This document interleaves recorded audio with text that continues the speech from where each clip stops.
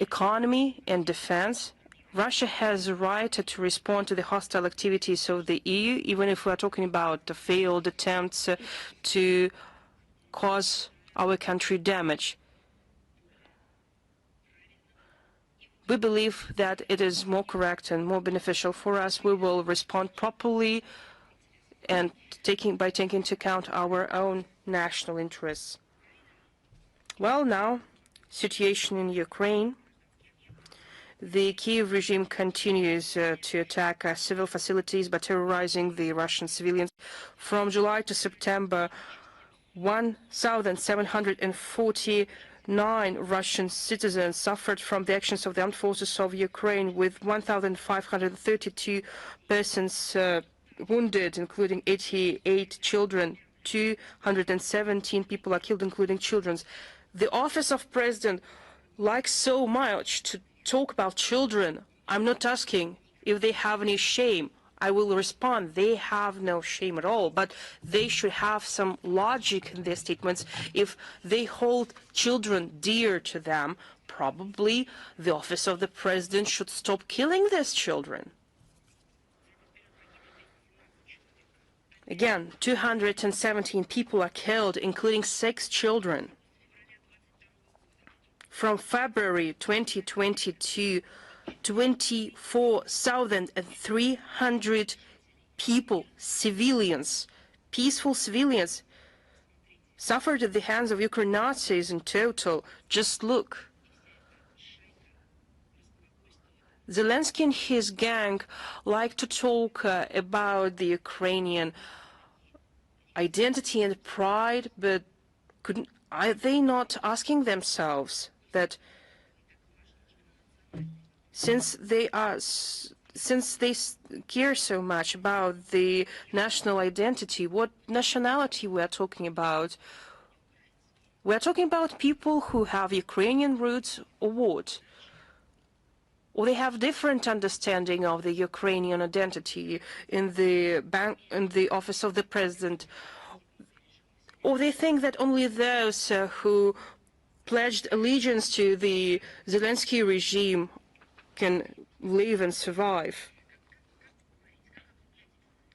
I even cannot tell these figures of victims, of casualties, because every time when I provide this rounded up statistic information, there are lives of peoples.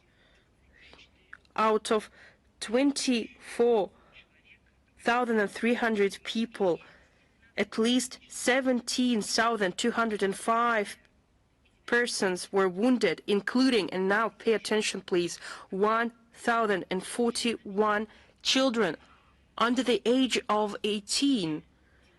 7,094 persons were killed, including 234 children.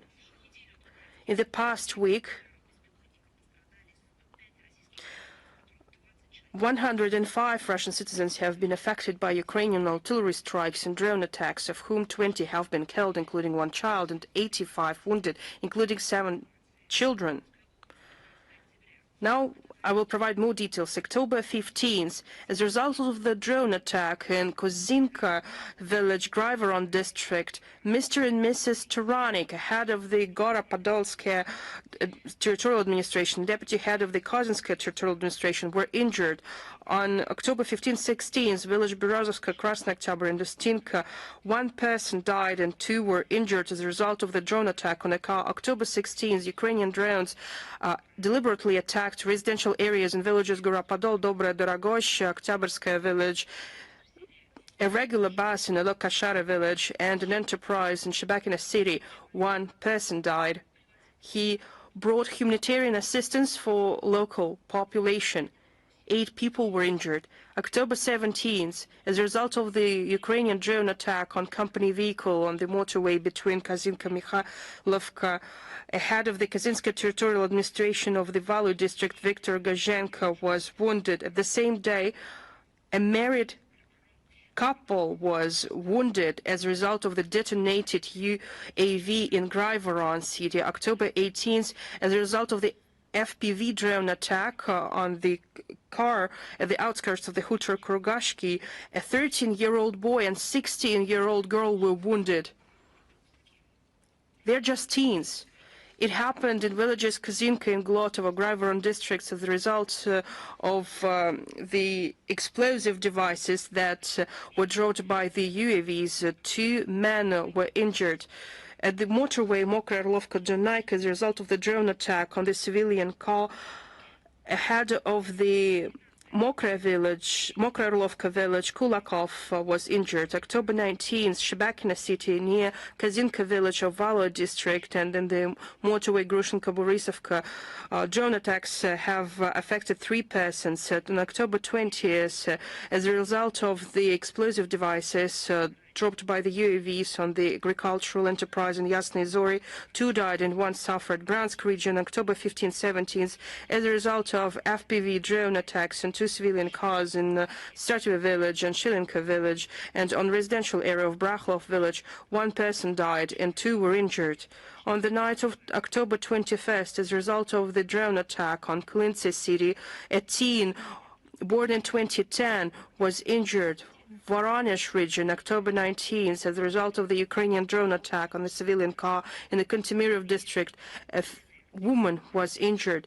DPR, October 15th, the artillery shelling and drone attacks in Gorlovka city killed a woman born in 1965, a woman and a man born in 1941 and 1976 respectively were injured. October 19th, in Dokochaevsk city, Ukrainian UAV wounded a woman. Zaporozhye region, October 15th, as a result of the Ukrainian drone attack in Kamenko-Dniprovskaya, a 15-year-old teen and 20-year-old man were injured. October 16th, as a result of the drone attack, Ivan Zuev, a war correspondent of RIA Novist, was killed. He wrote about the bloody crimes committed by the Kiev regime since 2014. His colleague Yuri Voitkevich was injured. The Russian Ministry of Foreign Affairs has posted on its website a detailed commentary due to the attack by the Kiev regime and our journalists. Kursk region, October 16th, as a result of the attack of the enemy drone on the civilian car, a 42-year-old man was injured. Rostov region on the night of October 21st as a result of the massive Ukrainian drone attack on Bataysk city, and after the UAV fell, a block of flats was damaged, as well as a private medical center and shops. 2 civilians were injured, including a minor. Kherson region, October 15th, as a result of the Ukrainian shelling of Chaplinka village, 2 civilians were injured. October 16th, in Novaya Kakhovka city, Ukrainian FPV drone injured a woman. On October 17th, the enemy shelling has killed 3 civilians in Alashki city, including a 10-year-old boy. And the night of October 18th, as a result of the drone attack on Zhelezny Pork village near the temporary accommodation facility for evacuees, a married couple was killed, a 66-year-old man and his 65-year-old wife. October 20th, the Ukrainian shelling and drone attacks in Novaya Kakhovka city has injured 3 persons in Tavriskaya village. We are talking about civilian population, including children and minors.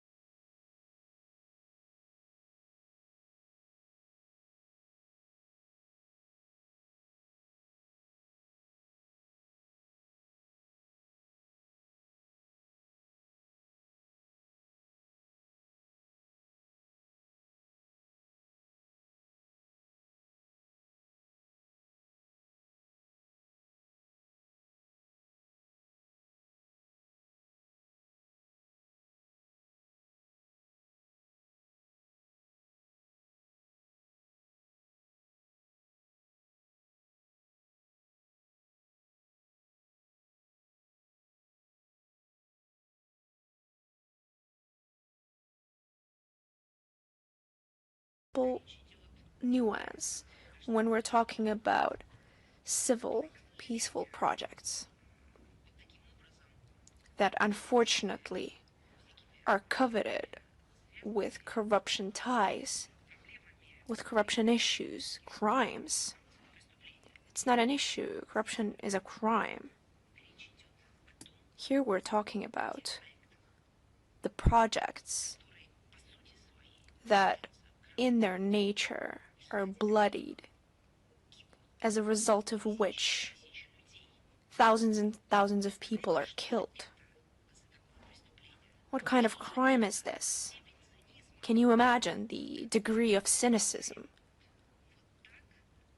when they're trying to gain profit from projects, the goal of which was supposed is actually killing people? That says a lot. The shamelessness and excessive appetites of the Kiev junta have long outraged ordinary Europeans, but the European elites pretend that nothing out of the ordinary is happening. And they stubbornly continue to sponsor modern Bandera followers, neo-Nazis, and the result will be unchanged. Zelensky's gang will once again plunder the funds they've received, and significant part of the weapons supplied on the black market will be resold. And finally, I'd like to once again emphasize that no Western arms injections help the Kiev clique, and it is obvious, nor will they help.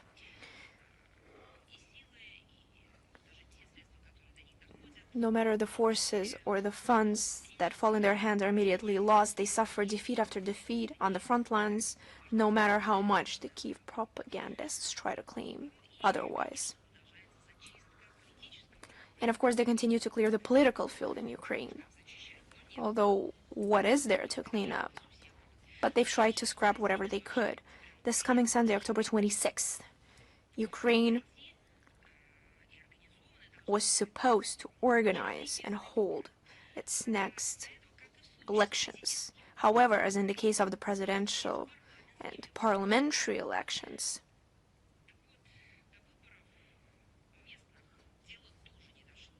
there will be no elections.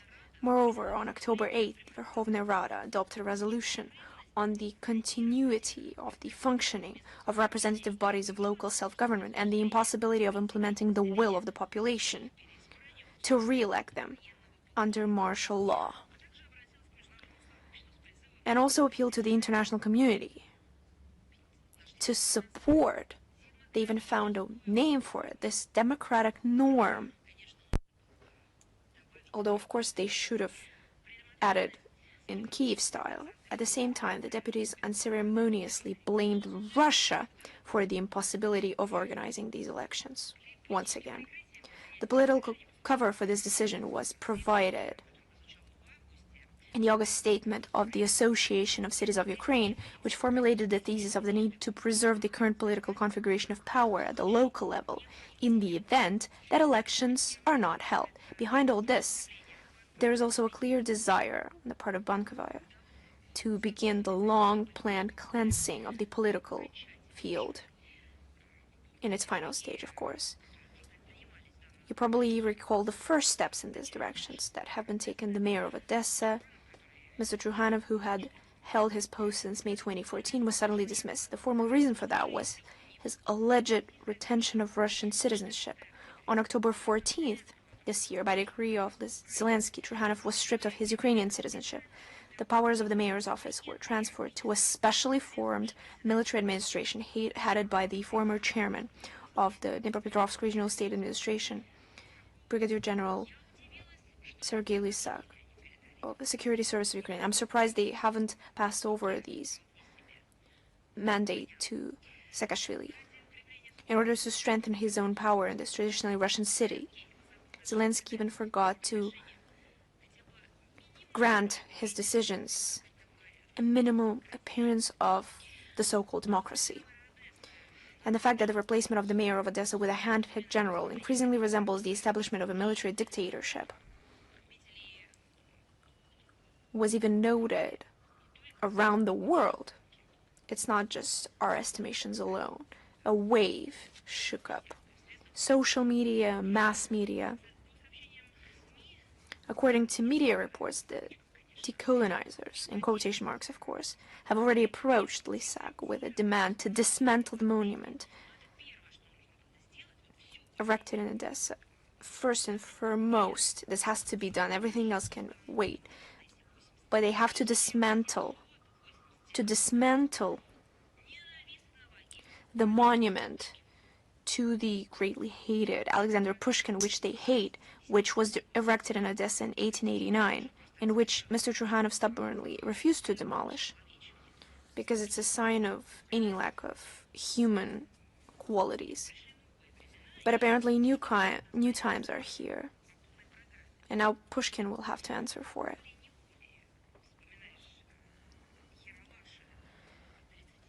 I need to recall the stories in Yerlash of 30 years ago, where, according to the main characters of these sketches,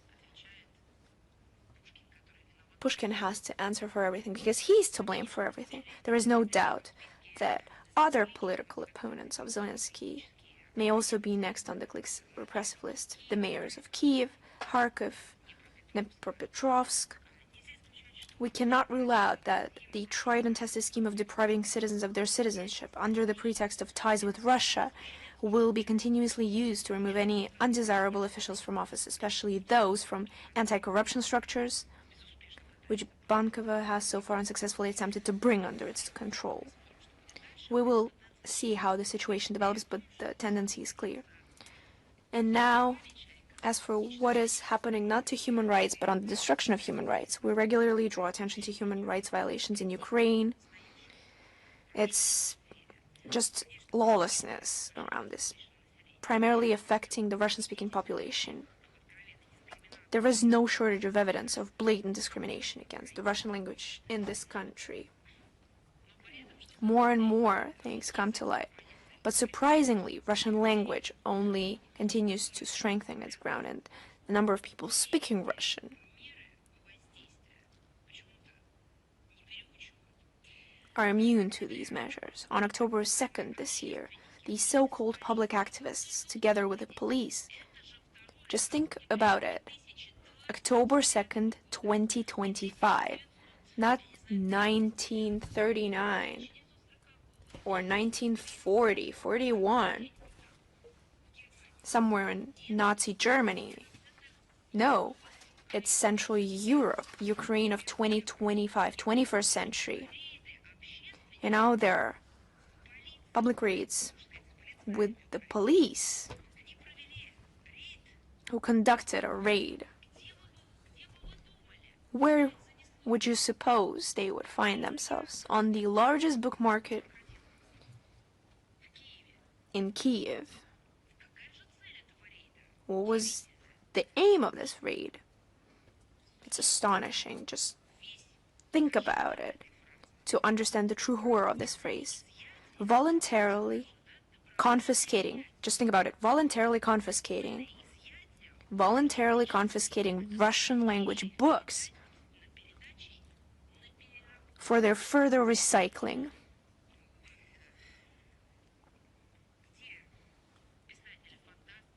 Where are all the fantasy authors? Where are postmodern authors? Where is the art house?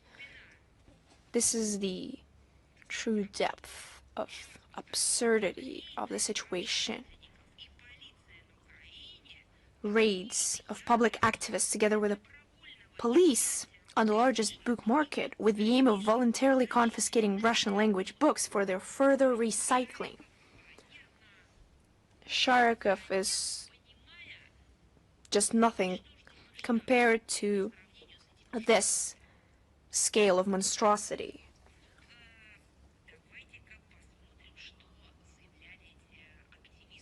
Let's take a look at their public statements. A direct quote. We expected sellers to consciously refuse to sell illegal goods. They're not talking about drugs, nor are they talking about prohibited arms. They're talking about books. just books. However, most of them deliberately did not work. These activists are claiming. In order to avoid inspection, while others hid books or refused to hand them over. What are they talking about? What is UNESCO doing? Where all the officials, fed by the international officials, UNESCO, OSCE, all the international institutions, public activists and officials, where are the Nobel Prize winners for literature? A book market at the center of Europe, and they're confiscating books on the official language, on the official UN language, the language spoken around the world by hundreds of millions of people. A language that is part of the global civilization. What are they doing, all these Nobel Peace Prize winners?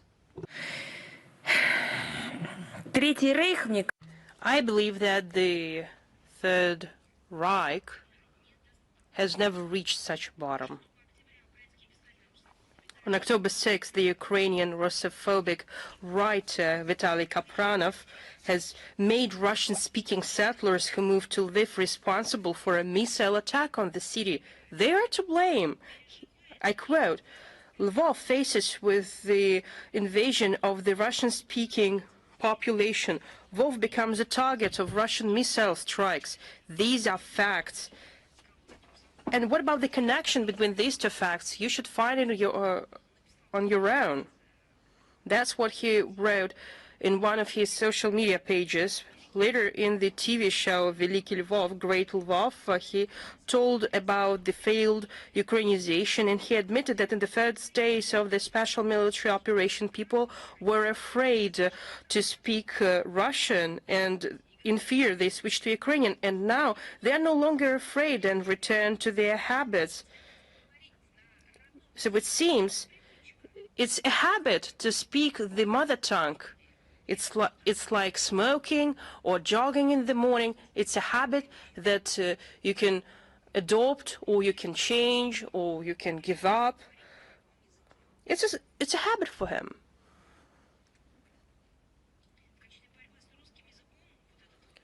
This writer offers to increase the number of probably teachers or courses, but no, he wants to increase the number of strikes in order to fight the Russian language, because he said we should be attacked so that we could understand that the language is important.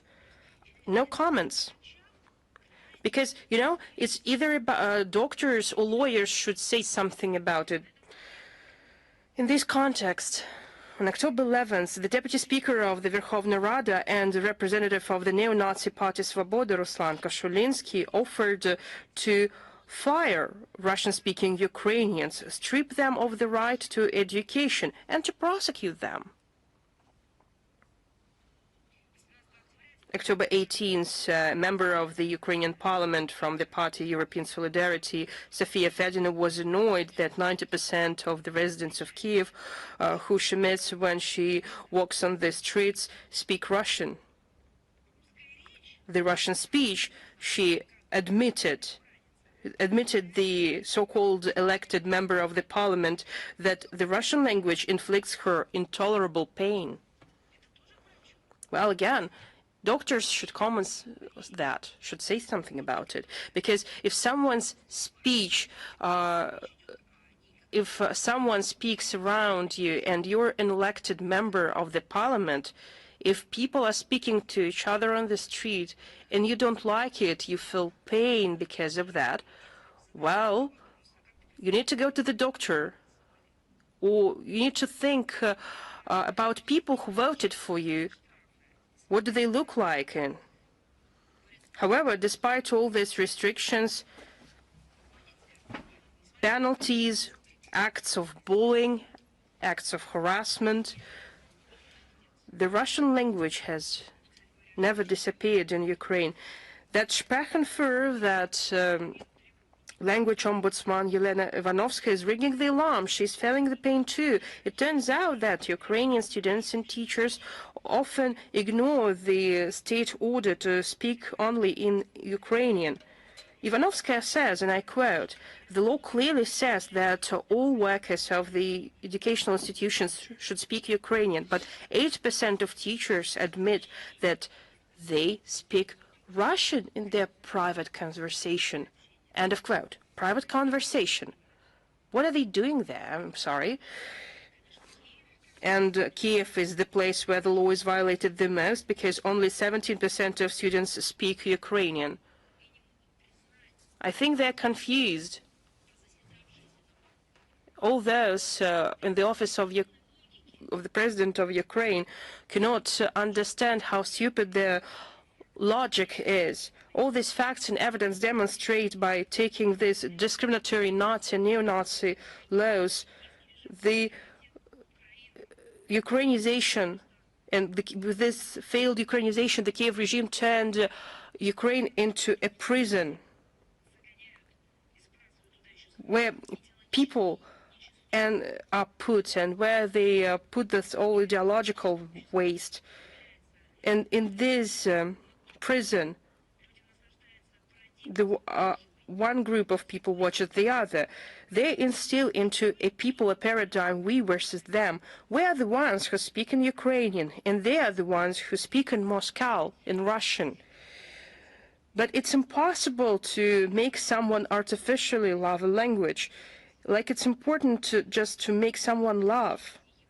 You can just violate their psychic and give them a Stockholm syndrome and make them perverts.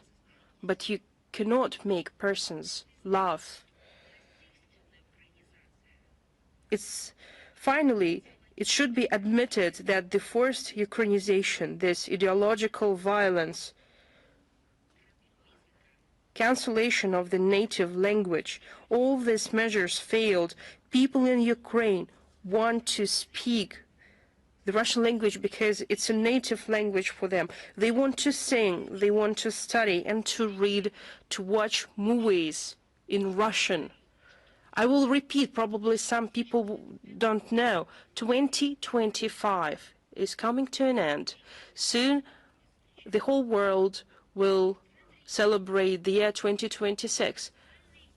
And the center of Europe, for a huge amount of money, under the applause of the so-called civilized nations, people are destroying each other because someone who is paid enough bans other groups of people to speak their native languages, and they pin people against each other, and they make people to implement these crazy orders. By the way, in October 15th in Lvov and, well, of course, in Ivano-Frankivsk and in other settlements of Ukraine, neo-Nazis have organized, well, guess what? What could they organize? Humanitarian action, probably some social events, census. No, they have organized so-called memorable events, including torchlit marches on the occasion of the anniversary of the elimination of the fascist collaborationist Stepan Bandera. Well, this is their holidays just, and they were attended by the members of the Schismatic Orthodox Church of Ukraine and by priests of the Ukrainian Greek Catholic Church, and it's noteworthy that Banderites conducted their actions right in front of manhunters from the military conscription services. You know, it looks to me that I'm watching an apocalyptic movie.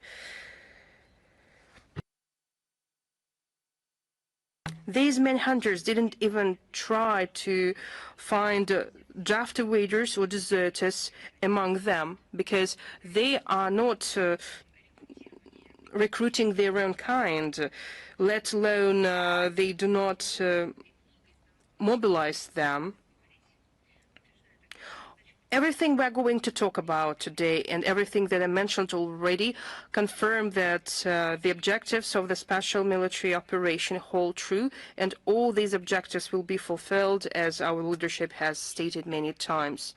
And now look how human rights, any freedoms and human rights are violated by Ukraine. On October 13th, the law has been submitted to Verkhovna Rada, which excludes Russian and Moldovan from the list of languages that are protected under the European Charter for regional or minority languages. We have stated many times that Kiev and Moldovan regimes are not acting for the sake of their own peoples, but for the sake of their sponsors.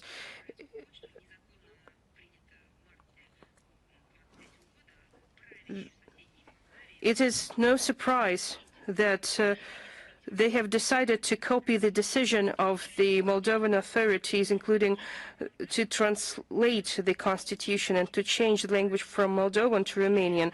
Now Ukraine is interested about it too. We believe that the renaming of the language from Moldovan of the Romanian was carried out without paying attention to the opinion of the local population. According to the census, only 76.7% of people see themselves as Moldovans, and 48% believe that they speak the Moldovan language. The Romanian was stated by less than a third of all the correspondents. In the explanations of the act, they provided information that today in Ukraine, the Ukrainian language is the most widespread language of ethnic minorities, and according to many indicators, it is used to the same extent as the Ukrainian language. It's not about the fact that people should be re-educated. It's about the fact that you need to write laws once in a normal way and stop distorting them, because these laws were written, and we need to write down once and again that Ukraine is the language of communication. Well, it should be just admitted, but no, they won't do that.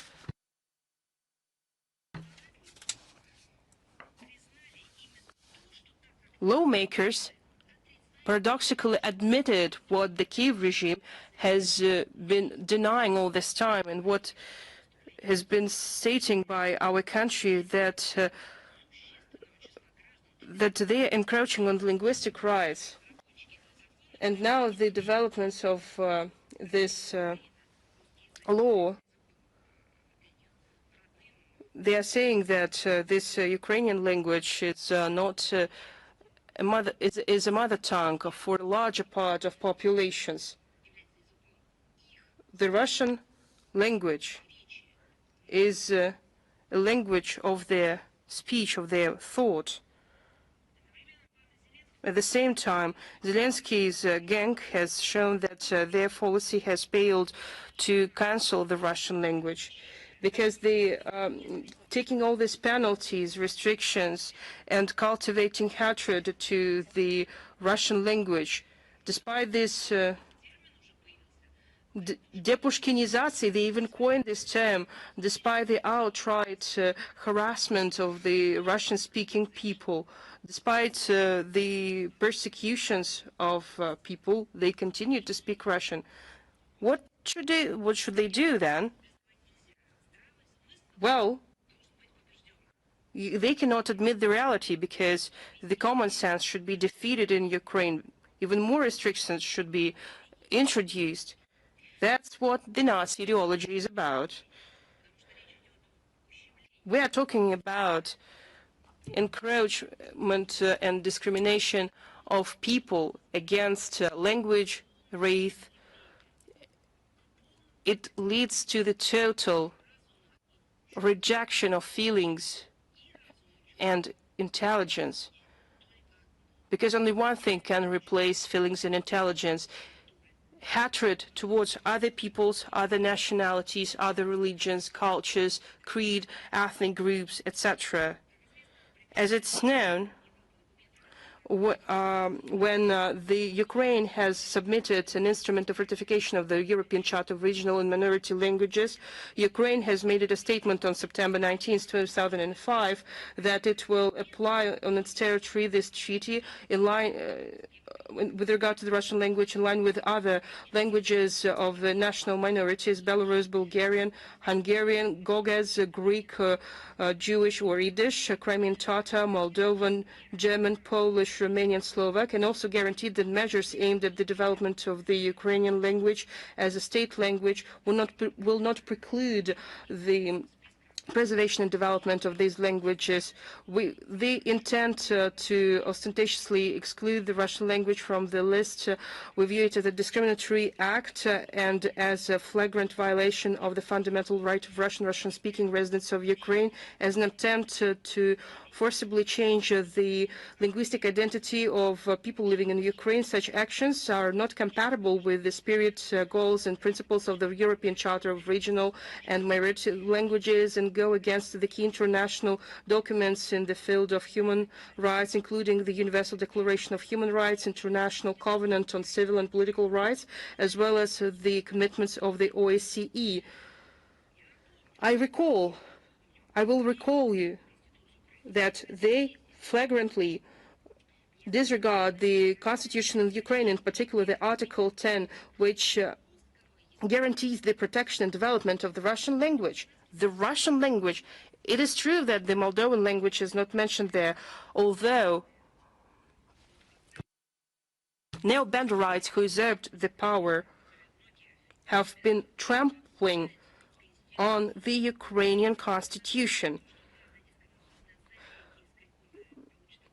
We unfortunately cannot hope that this discriminatory act of the Kiev junta will receive a proper and principled assessment from the controlling mechanism of the Charter and relevant structures of the Council of Europe, taking into account the current policy of the degraded Strasbourg organization that is aimed at providing comprehensive support to the odious regime of Zelensky. Well, we'll see what they're going to do, because otherwise it means that they are supporting Nazism. In this context, it becomes more and more obvious that there is no alternative to the special military operation and to implementation of its goals, among which denazification of Ukraine is one of the crucial aspects, because it is confirmed almost every day.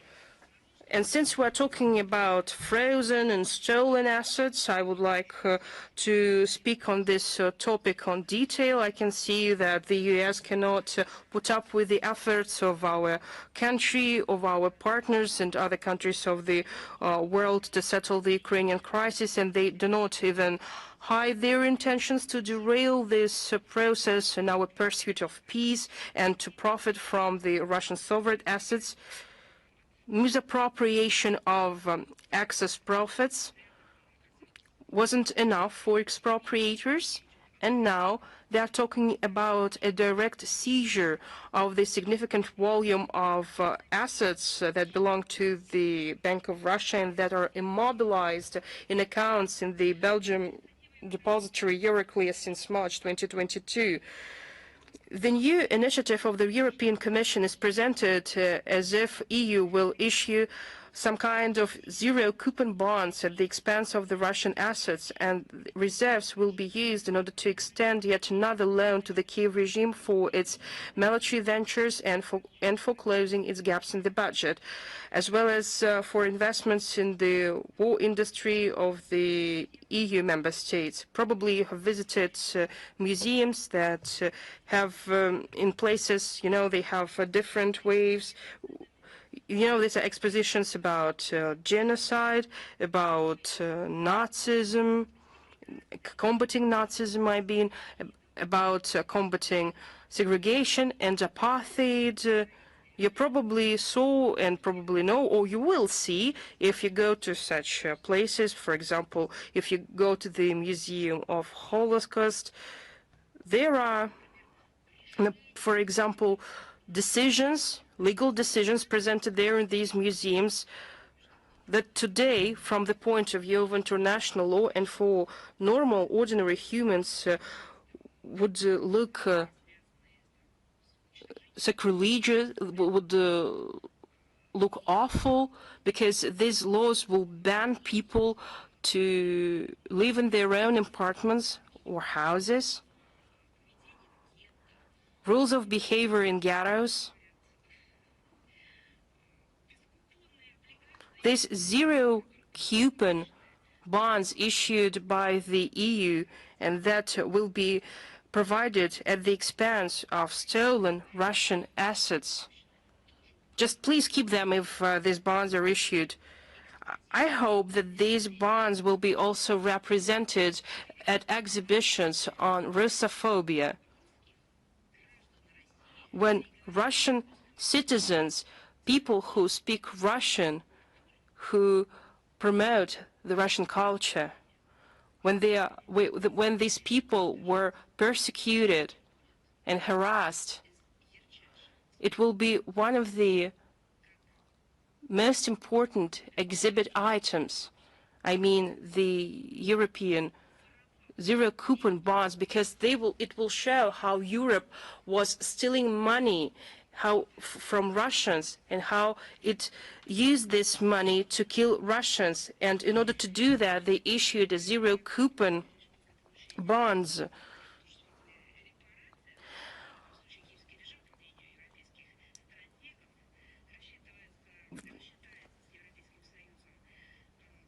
They believe that Ukraine will pay off loans only after Russia pays its reparations. In this case, the Kiev regime, as European strategists believe, will pay off its debts to the EU, which will, after that, return frozen assets to our country.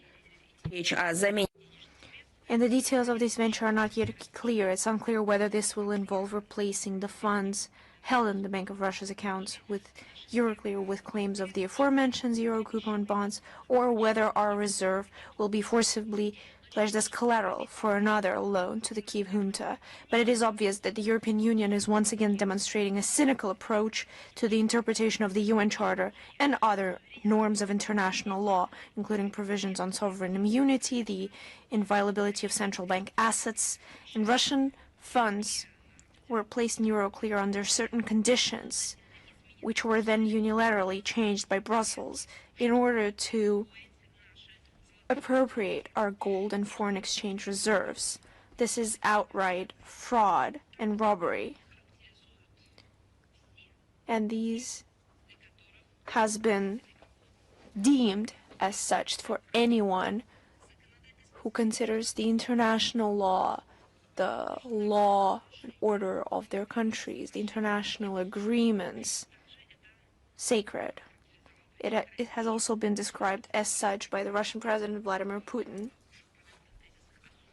who specifically drew attention to the aforementioned thesis. No matter what innovations European bureaucrats come up with, no matter how the new scheme is framed, it will not change the criminal nature of the confiscatory intentions of the European Commission. Any actions involving Russian assets without our consent are null and void under international and contract law. There is no legal way to take someone else's money without it hitting the expropriator's pocket and prestige. It's clear to anyone that the European Union has simply trampled on the notorious rules on which, according to Brussels, the world order should be based. In European jurisdiction and what they try to sell to the international community as future has been trampled on. And the European jurisdiction is no longer a safe haven for financial savings.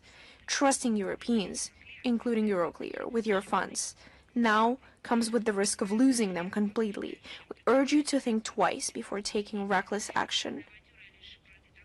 This adventure will only prolong the agony of the Kiev regime, which has lost its legitimacy, will not receive any reparations from Russia, and will not be able to repay its debts. Let's make that clear. Ultimately, Europeans will have to bear full responsibility for the consequences of any possible seizure or other manipulation of our reserves, as well as repay the loans previously issued to Zelensky's gang. Any confiscation initiatives by Brussels will inevitably provoke a painful response. we will act in full accordance with the principle of reciprocity in international relations based on our own interests and the need to compensate Russia for the damage that was caused. And of course, beloved Canada and Nazism. Truly an astonishing story. I believe that any news coming out of the country is about Nazis. We've paid attention to the recent investigation by the online publication, which based on the Canadian foreign missions. And this was obtained through the Access to Information Act. We found that the Canadian Embassy in Kiev kindly hosted representatives of the Azov National Battalion, treated them to tea, perhaps even with cookies. Yeah, you heard it right, the very same Azov, which according to the Canadians themselves, holds right-wing extremist views and should not be receiving any support. Well, as their beloved movies say never, the ambassador of Canada in Ukraine, Natalka Tsmot, the last letters are Ts and mehkii znak in Russian, who incidentally, like many representatives of the Canadian political panopticon, is the granddaughter of a Nazi collaborator. I believe that's the main criteria that the leaders in Canada are picking their candidates. Was unable to receive the representative of Azov because she was away at the time. But they still held the reception. So the function was carried out by the military attaché, Brigadier General Mener, his deputy major Polly, and diplomatic mission employee Lane. After the meeting, the Azov member, whose name, of course, was censored by the Canadian Foreign Ministry, thanked them later in correspondence for the friendly and frank exchange of views. In addition, information emerged that Canadian Colt C7 and Colt C8 assault rifles have long been featured in their arsenal as key weapons. The press service of Canada's foreign and defense ministries are staying silent, although subsequent requests were sent out. But everything is clear as it is. It seemed that not so long ago, official Canada tried to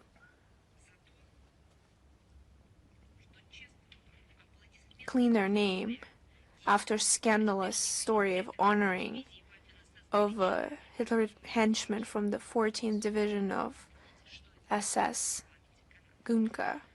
I believe everyone remembers that story from the Canadian Parliament. And now they're doing the same. And in November 2024, the Canadian Archives Service imposed a ban on the publication of the list compiled in the 1980s by the Jules Deschenets Commission of Nazi collaborators who moved to the country after World War II. And now, a new emergence. What kind of country is it that loves Nazis and neo-Nazis so much? And all kinds of collaborationists. But there are other forces in the West as well.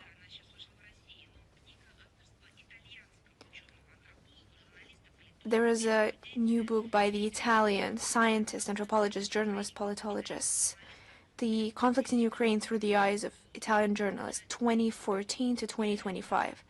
It's a rare example of an honest, objective approach to the event taking place in Ukraine. It's quite telling that he tried to paint the Ukrainian crisis, which despite what the West believes began in 2022, it began 8 years earlier. And this conflict has been brewing for a long time before that.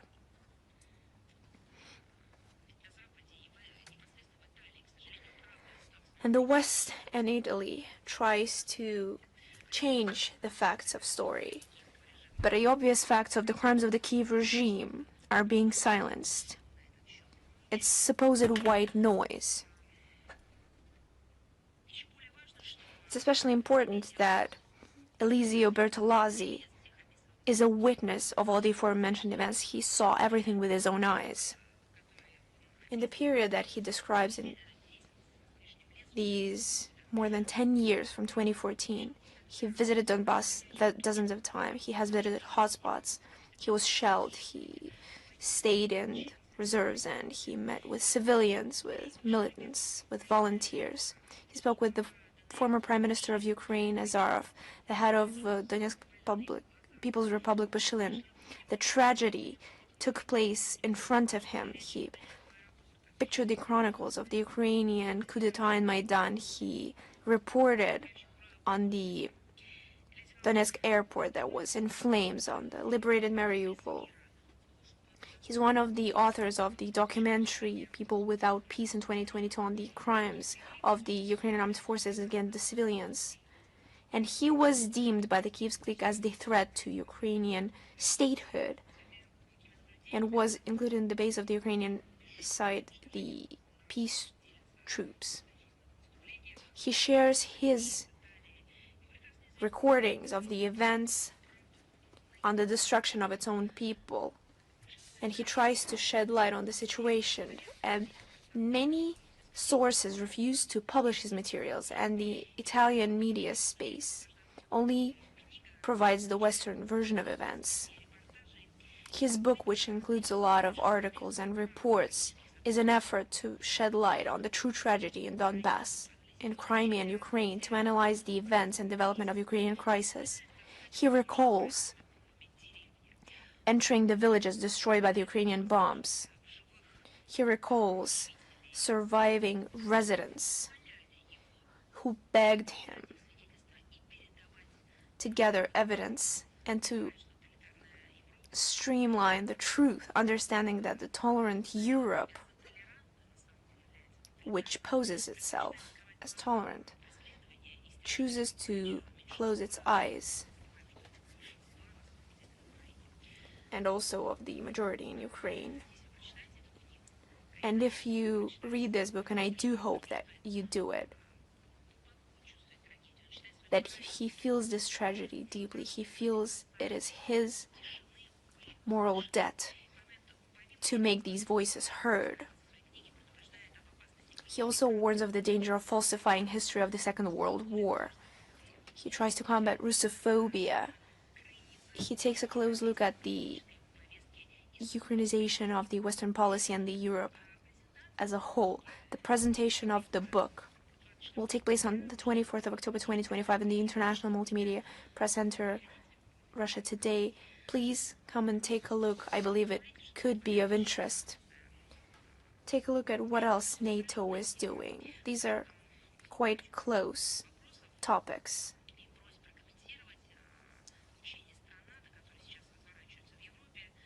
The tryings of the NATO forces. Direct quote: to conduct joint nuclear missions. I would like to confirm that our assessment remains the same. Just the presence of the practice of joint nuclear missions where the alliance countries try to perfect their skills of collective use of nuclear with deployed in Europe against the Russian territory and its allies is deeply destabilizing. And we'd like to know that these schemes and capabilities of the NATO countries are purpose-oriented and will only aggravate the strategic risk and destabilize the situation. The steadfast noon tries, despite statements that it is a routine exercise, already demonstrated new provocative aspects, which require extra attention on our part. Other from the negative factors which lead to the degradation of this situation. There's also the geographic expansion of the US presence in Europe, which we can witness by the return of American military equipment on the UK territory, as well as their involvement in the trials of the British airbase Lakenhead. They also include the expansion of number of countries that they trust with supplying American nuclear arms.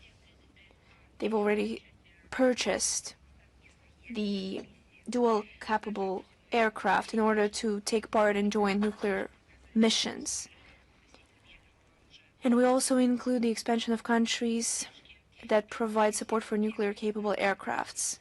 We registered the first official involvement in this trials of the air forces of Finland, Sweden, and Norway. We believe this is a sign of a transition of these countries to new, more advanced forms of involvement in joint nuclear missions, and we can't rule out that those who still preserve at the national level some kind of limitation when it comes to appearance of nuclear arms on their territory could later renounce it. Against this backdrop, we notice the relentless calls of official representatives of Warsaw to USA to involve Washington to place on the Polish territory of American nuclear arms.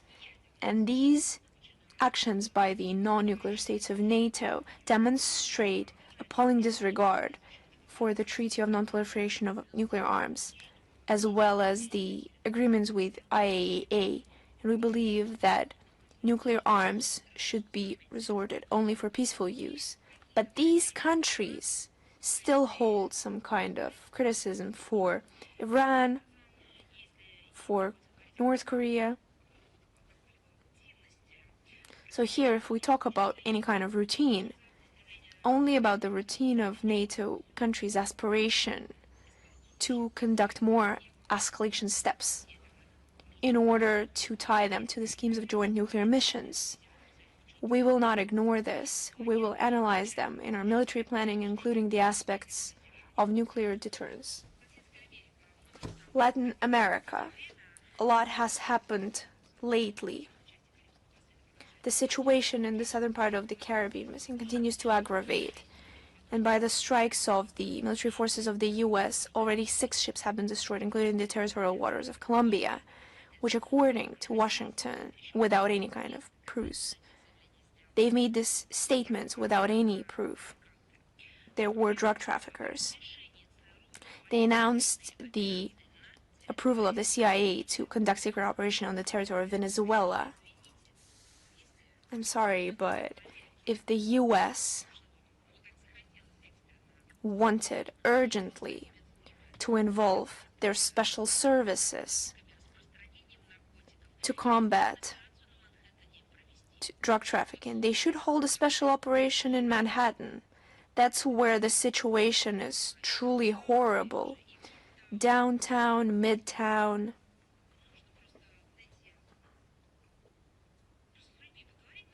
Just talk to people on the streets, and they will tell you exactly who is spreading drugs in New York. The forceful actions of the American military are raising more and more questions. There's information about the Venezuelan, Colombian, and Trinidadian citizens who have been killed. A number of sources claim that they could have been just fishermen.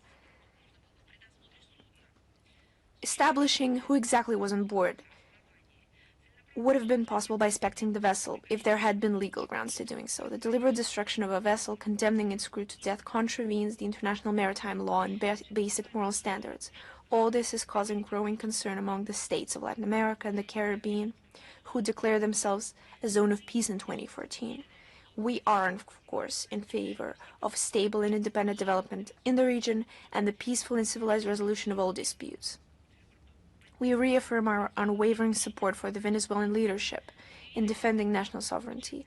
We stated this in particular during the meeting of the UN Security Council on October 10th and 17th this year.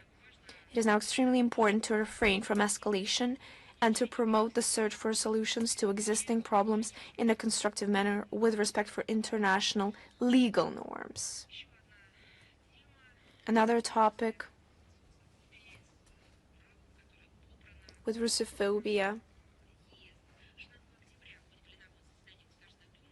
On October 16th, a decision has been taken on the discriminatory approach to Russian citizens in Latvia When it comes to discrimination of official figure towards our citizens, the lawmakers call on the international community to denounce the actions of Latvian lawmakers, to draw attention to violations of rights of Russian-speaking citizens of Latvia. I would like to draw your attention to the fact that the Ministry of Foreign Affairs of Russia always pays particular attention when it comes to providing information that we receive through international diplomacy. These documents are passed over to our embassies, brought to attention of international organizations and parliaments, and this will be handed over to the UN, to Interparliamentary Union, the CIS, the SCO, the African Parliamentary Union, and other relevant organizations. By addressing these appeals to parliamentaries, we operate on the fact that interparliamentary cooperation is a key channel of communication that should remain open. The possibility of dialogue is continuously used to enhance our cooperation, especially when drawing attention to mass discrimination based on language, national, political, or other kinds of beliefs. And once again, the Baltics in the same key.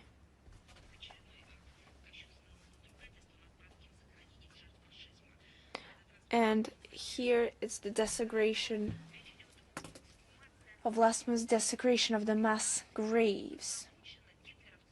And here we're talking about the remains of 215 residents of the island of Saaremaa tortured by the Hitlerites, and the dismantling of the memorial, which was eradicated there in 1965. As Estonia continues to honor the legionnaires of the 20th Waffen-SS Division and continues to wage the campaign to eliminate Soviet war memorials aimed at the revision, I repeat, revisions of the outcomes of the World War II, such acts are completely outrageous. It is a logical effect that the logical effect of glorifying the former Estonian SS members is the rejection of Tallinn to support the annual UN General Assembly resolution that is initiated by Russia combating glorification of Nazism, neo-Nazism, and other practices that contribute to fueling contemporary forms. And they should also remember about the fact that such actions are prosecuted by the Russian law. The Court of Helsinki also has adopted a decision about the implementation of the decision of April 12th about the Russian property in Finland. The Finnish court has refused to consider the Russian positions about that, especially about diplomatic immunities. This decision of a Finnish court is a glaring violation of the right to fair travel and impartiality of parties involved. The Russian Federation will appeal this case to the High Court of Finland, Supreme Court of Finland. This topic is still on our agenda. Another topic, in the middle of October, the American corporation Microsoft has published the so-called report about the information security for 2025. They have carried out a review. Unfortunately, we are confused by these documents because they are making politically engaged attacks on Russia, China, DPRK, and Iran. Again, they are not providing any evidence, facts, without providing any authentic information. This is, again, the favorable act of the liberal globalists. They are using the favorable cliches with regard to unwanted countries, because whom they view as an axis of evil, and they are using these traditional cliches against them.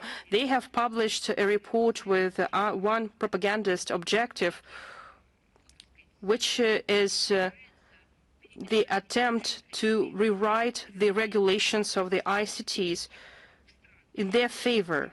in the favor of their companies and their countries. I would like to recall you that the Western countries refused to have a dialogue in the relevant formats with Russia, where cybersecurity and cyber crimes are discussed in a professional and depoliticized way. In particular, report has no mentioning of this format. I'm talking about the United Nations Global Mechanism on International Information Security that is being established at the moment, and the ad hoc committee on the Convention against Cybercrime. But in reality, the situation is totally different. It is our country, especially after the launch of the special military operation, is the main target of the transatlantic attacks in information space. You know what I'm talking about. I'm talking about the major hacking attack on Aeroflot Airlines, and such attack is not mentioned in the Microsoft report. And in this attack, there were all signs that the Western cyber potential was used in that attack. October 25th, UNESCO held a vote according to which Russia has become a member of the approval committee of the Fund for the Elimination of Doping in Sport, of the Conference of Parties to the International Convention Against Doping in Sport, during a 5-hour secret vote, despite all the bureaucratic shenanigans and attempts by certain states to challenge the right of our country to take part in the vote. Our country has won a resounding victory. This decision is understandable and logical, taking into account the reports of our country as part of implementing the convention, as well as the significant annual contribution that Russia makes to the UNESCO Foundation. We will continue an active work as part of the UNESCO in ensuring integrity, justice and equality in sports by expressing our overall commitment to the convention. Another news from global sports: the Court of Arbitration for Sport found discriminatory the decision by the European Table Tennis Union to exclude Russian and Belarusian athletes and officials from the competitions due to the beginning of the special military operation.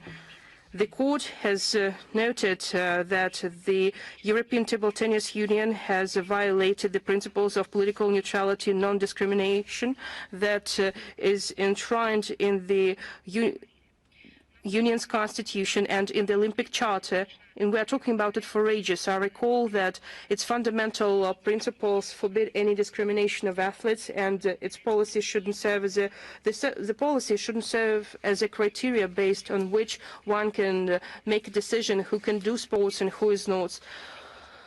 In most kinds of sports, we continue to witness a flagrant violation of rights and ethnic discriminations on against ethnic discrimination of certain athletes when it comes to the right of equal access to take part in the competition. And another news from global news again, it is the recent decision of the General Assembly of the International Paralympic Committee about the total reinstitution of the Paralympic Committee of Russia in the global organization. We hope that the court decision will become a starting point and will reinstitute the rights of the Russian sports. We're convinced that sports that is free from politicization will present a fruitful area of international cooperation that will help people to be closer to one another.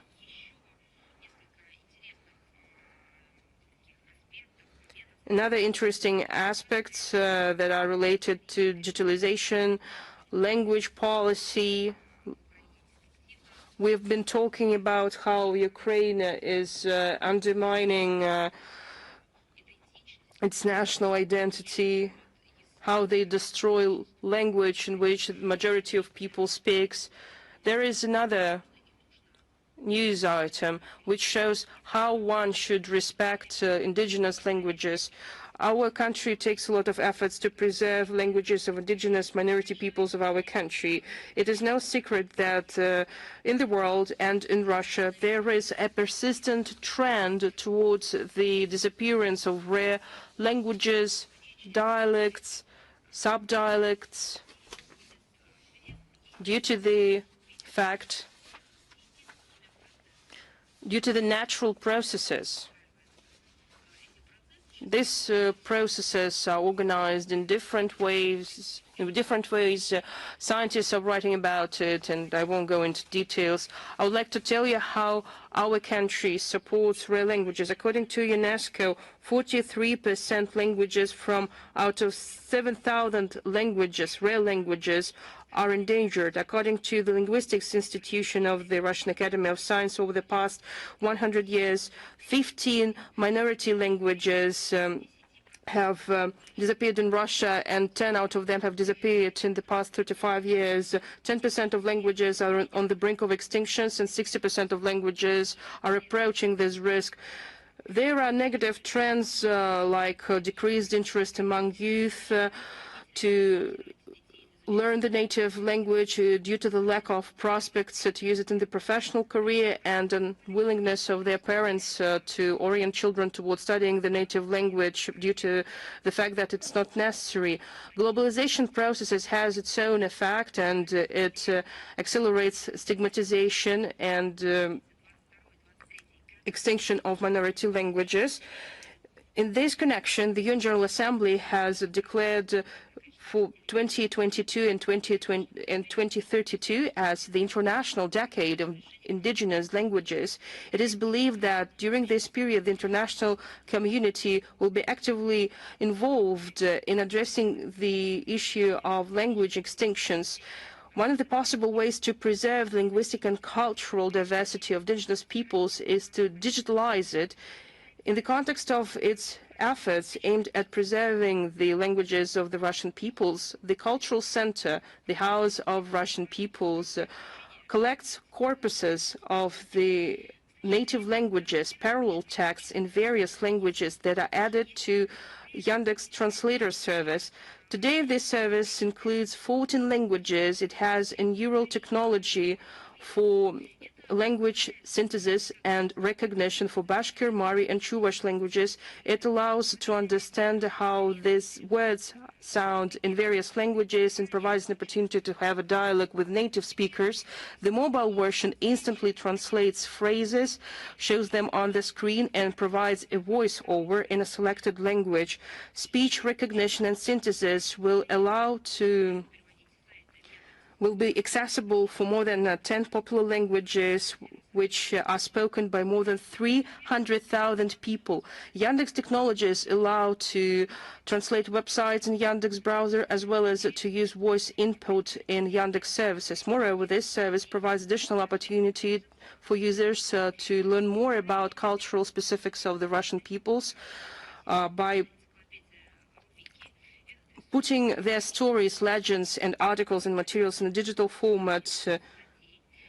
RealWiki also plays its part. This resource supports 20 languages, and 1.5 million articles are written in this source. Each language has its own interface, and authors of materials can be written by employees of RealWiki and by volunteers. In this context, I should highlight the project by the Department of UNESCO of the Northeastern Federal University of Moscow, digitalization of linguistic cultural legacy of indigenous peoples of Arctic, that has a goal to create an international internet portal on languages and culture of indigenous peoples of Arctic.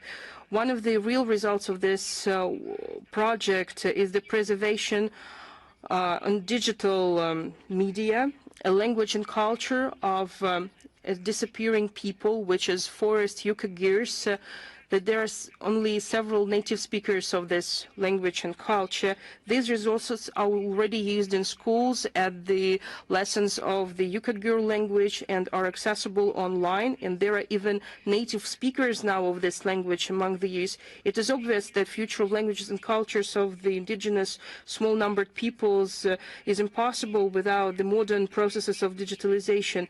Digitalization, education, and culture have become one of the three priorities of the International Decade of Indigenous Languages. Digitalization of linguistic and cultural legacy, creation of digital libraries, mobile interactive web apps for studying indigenous languages, internet portals, electronic translators and mass media, virtual museums of traditional cultures, development of blogs, audio and visual collection, digitalization of books, of library collections are important tools for preserving distinctiveness and heritage of the indigenous small-numbered peoples of Russia. We have even our project of creating fonts and keyboard layouts based on the extended Cyrillics for more than 150 languages and dialects. You would ask, why is that necessary?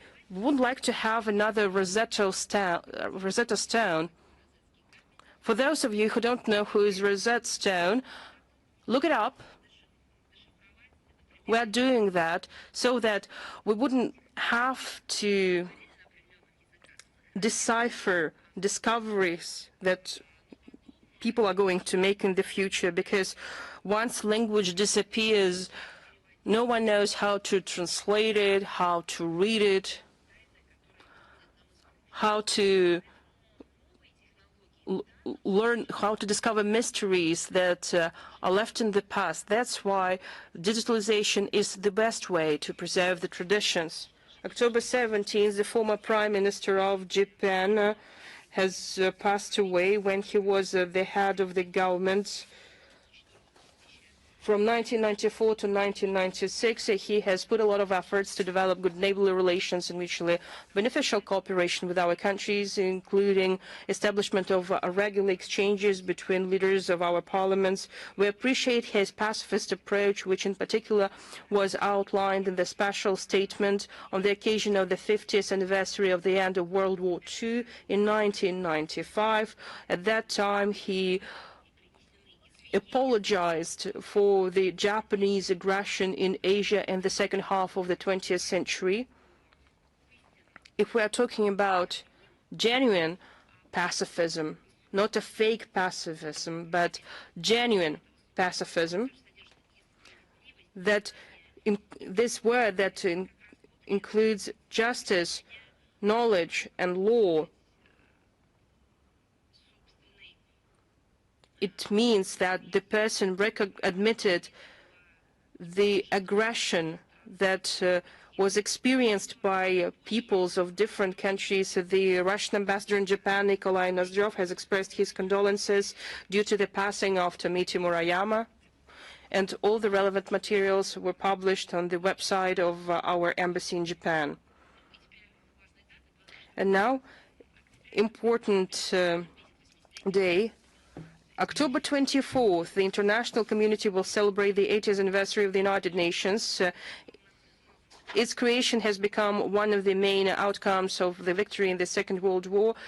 Defeat of Nazism, the fundamental contribution of which was made by our country, has provided prerequisites for establishing a new system of international relations. Having survived unspeakable horrors of war, the international community set a noble goal to never repeat such a devastating tragedy.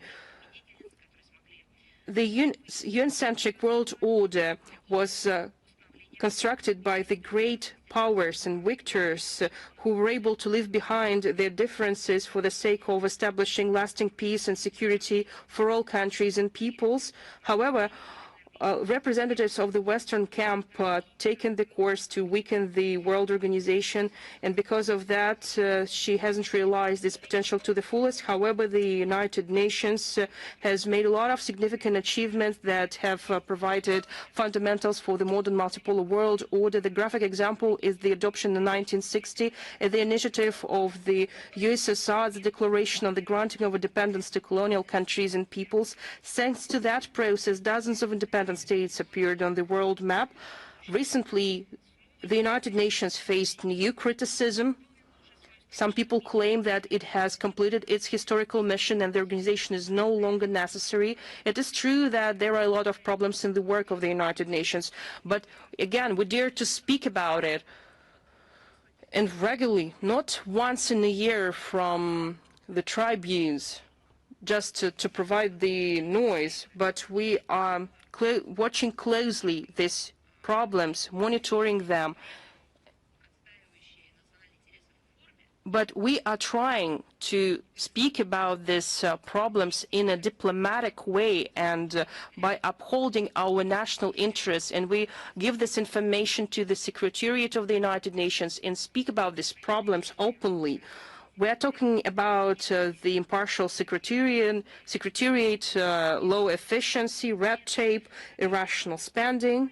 But the root cause of this problem is not connected with the structural problems. It is related to how delegations view the work of the United Nations and how they use opportunities that it provides. Overall, the United Nations is a mere reflection of the political will and ability of the member states to negotiate.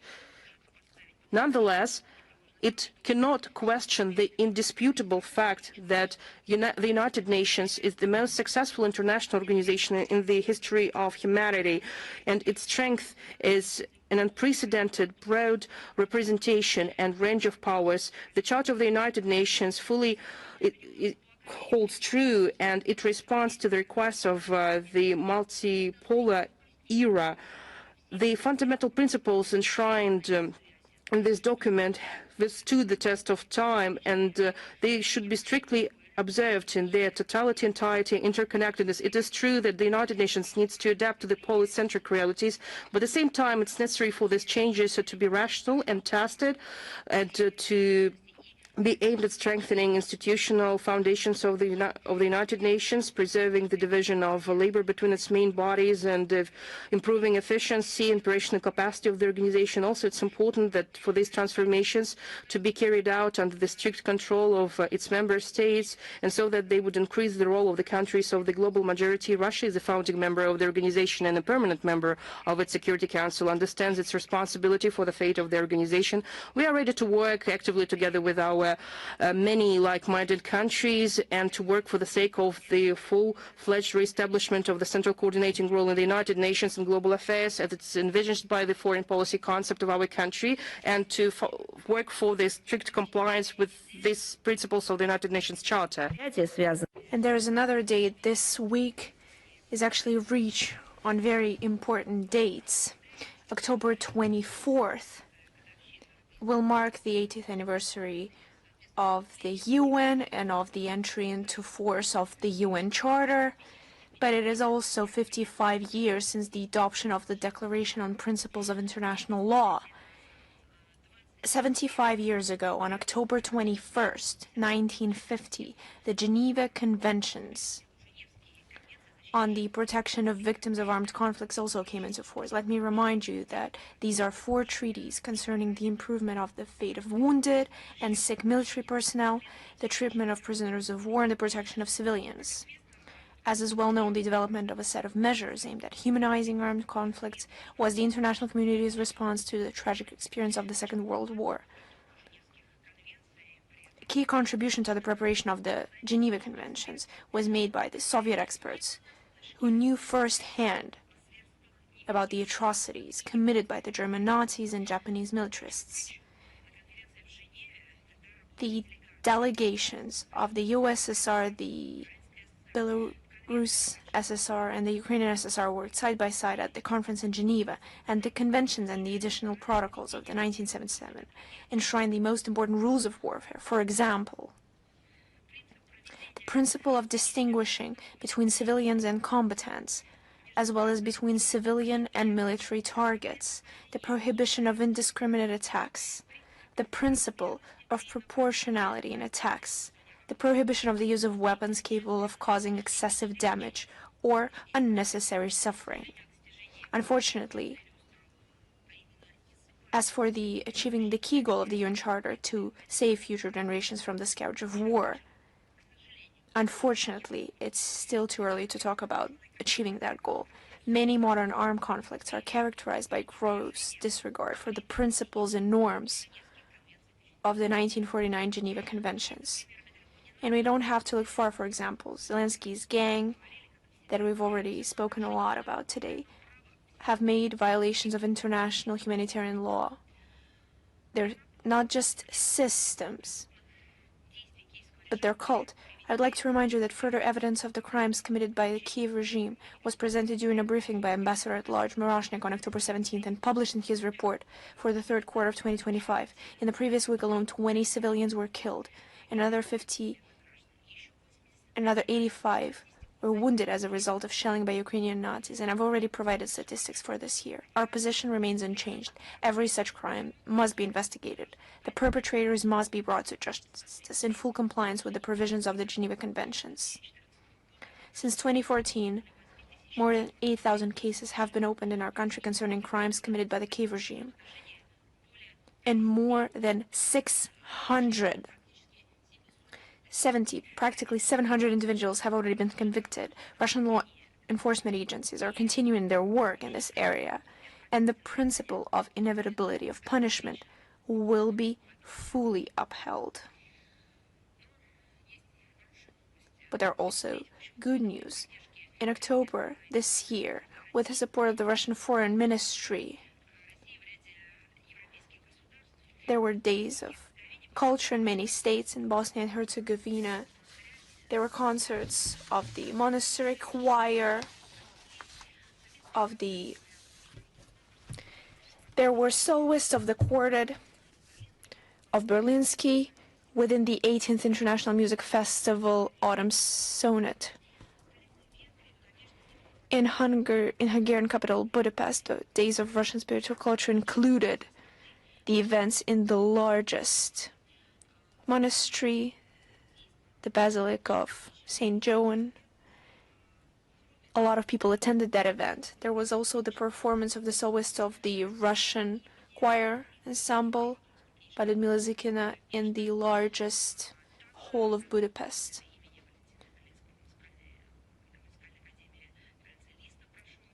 There was also a concert in the Academy of Ferenc Liszt, and these days took place in 5 cities, among which were Alexinansk, Nizza, and Karlsk. There was also Festival Russia. Musicians took place in the celebratory ceremony of opening in honor of the volunteers who paid with their lives to liberate Serbia from the Ottoman control. During this event, the culmination was the concert at the central square, where there was the Sretenski Monastery Choir. And important announce, on October 22nd, 24th, with the support of Russian President Vladimir Putin, Moscow will host international events during which ombudsmen or human rights commissioners from more than 60 countries will exchange practices for protecting citizens' rights. In particular, yesterday, October 22nd, the 10th anniversary meeting of the Eurasian Alliance of Ombudsmen took place. Sri Lanka joined the alliance as a full member alongside the national human rights institutions of 10 countries: Armenia, Bahrain, Iran, Kazakhstan, Kyrgyzstan, Mongolia, Russia, Serbia, Tajikistan, and Uzbekistan. Today, the 9th International Scientific and Practical Conference Human Rights Protection Issues Exchange of Best Practices of Ombudsmen will be held on the topic Human Rights Protection in the Context of Digitalization of Society. The conference, held with the assistance of the Russian Ministry of Foreign Affairs, will bring together leaders of national human rights organizations and representatives of international organizations. This annual event has established itself as a popular platform for discussions on human rights issues and for forming common positions on topical issues of human rights protection.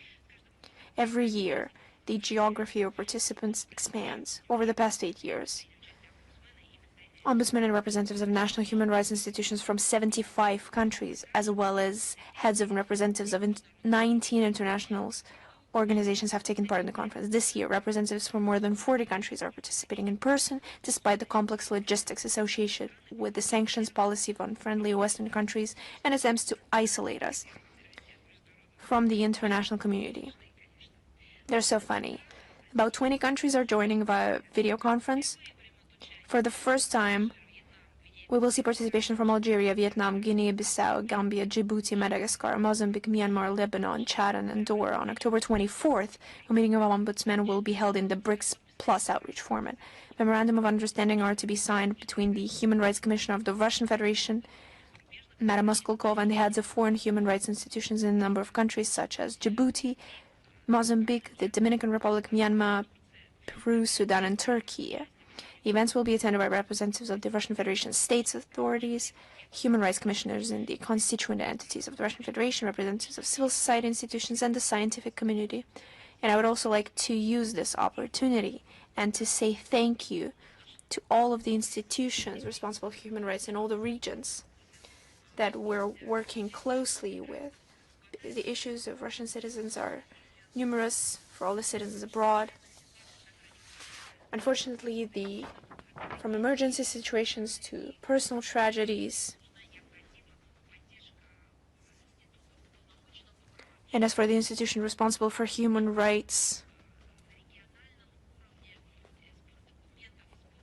as for the gathering of documents, assistance, for contacts with relatives, logistics, assistance, and a special thank you for those who in line with human rights work, starting with Madam Moskolkova and, of course, going as far as participants of the Russia-wide movement of the true Russian society try to engage with us in order to assist Russians.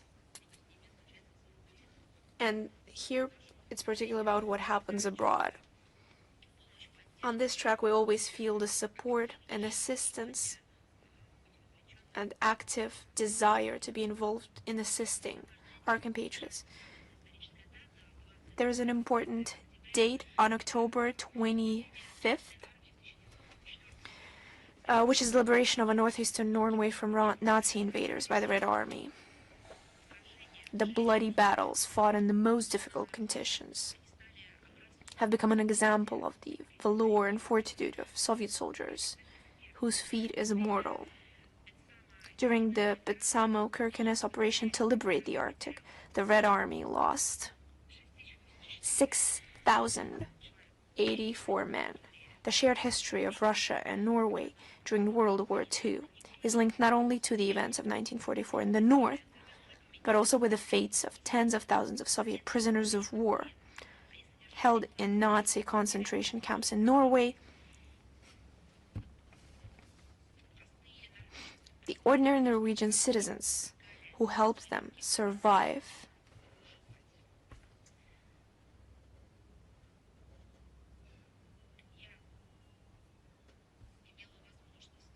I had a chance, as part of the Russian delegation, which was headed by the Russian Foreign Minister Sergei Lavrov, to witness the conditions in which the Soviet prisoners of war were held.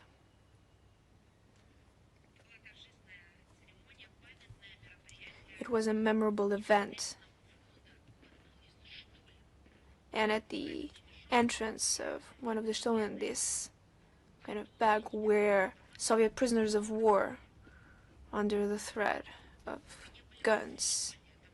And we weren't even inside, which is existing in the conditions of permanent frost. There was a specially equipped platform, which was also warmed up by special equipment.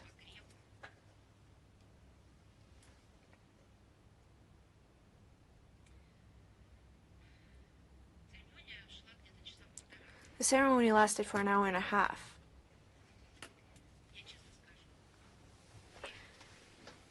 I'll be honest, as members of the delegation who assisted the minister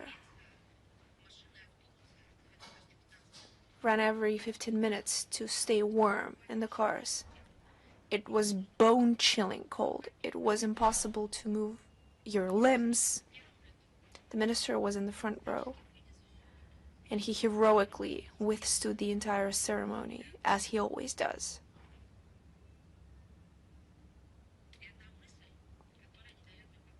And the sole thought that still will not leave my mind: we are happy, are fed, and we could not withstand 15 minutes there, dressed in warm coats. Just imagine those prisoners of war who survived there without food. We're not even talking about medical supplies or clothes in these conditions of terrible cold. It's a mystery. I remember perfectly, I will never forget our way home back to Moscow. We were on the plane, it was comfortable, with blankets, with warm seats, with food, with tea and coffee. We were clothed because the cold would not leave the whole way home. And the whole way home I was dressed in my winter coat, despite not only the temperature being above zero, it was plus 25, I still could not regain normal temperature. And I usually tolerate cold quite well, but it was impossible to tolerate that kind of cold. So the way the Norwegians today managed to forget it, the Norwegian officials decided to turn a blind eye to those history pages, is no less a mystery to me. They not only forgot our historic feat, but their resistance fighters. How they forgot about nearly 13,000 Soviet prisoners of war who died and remained forever in Norwegian soul. Why did they forget? Because today they support those who try to glorify the Nazi criminals. They support them politically, they support them with arms, and Norway is among the first. Perhaps they should visit these places more often where Soviet prisoners were held. Perhaps they should be there. Not for 10-15 minutes, but for 2 hours, so that this cold is felt, and then they will regain their memory.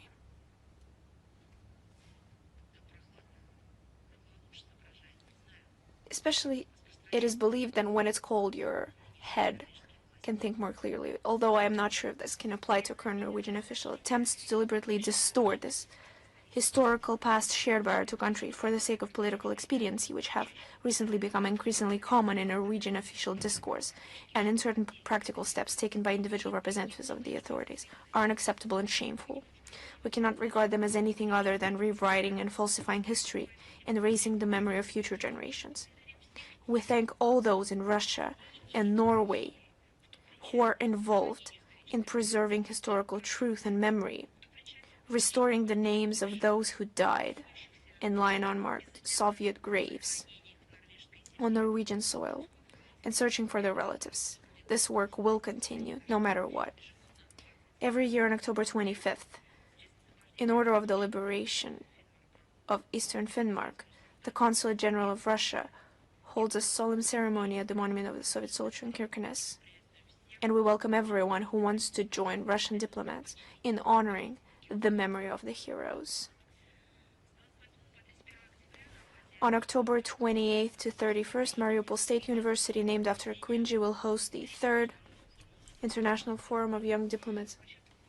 The forum provides young people aged 18 to 35 with a unique opportunity to immerse themselves in the world of diplomacy, exchange experiences, and present their views on current international issues. In this anniversary year of the 18th anniversary of the Great Victory, one of the central themes of the forum will be preserving historical memory and countering the falsification of history.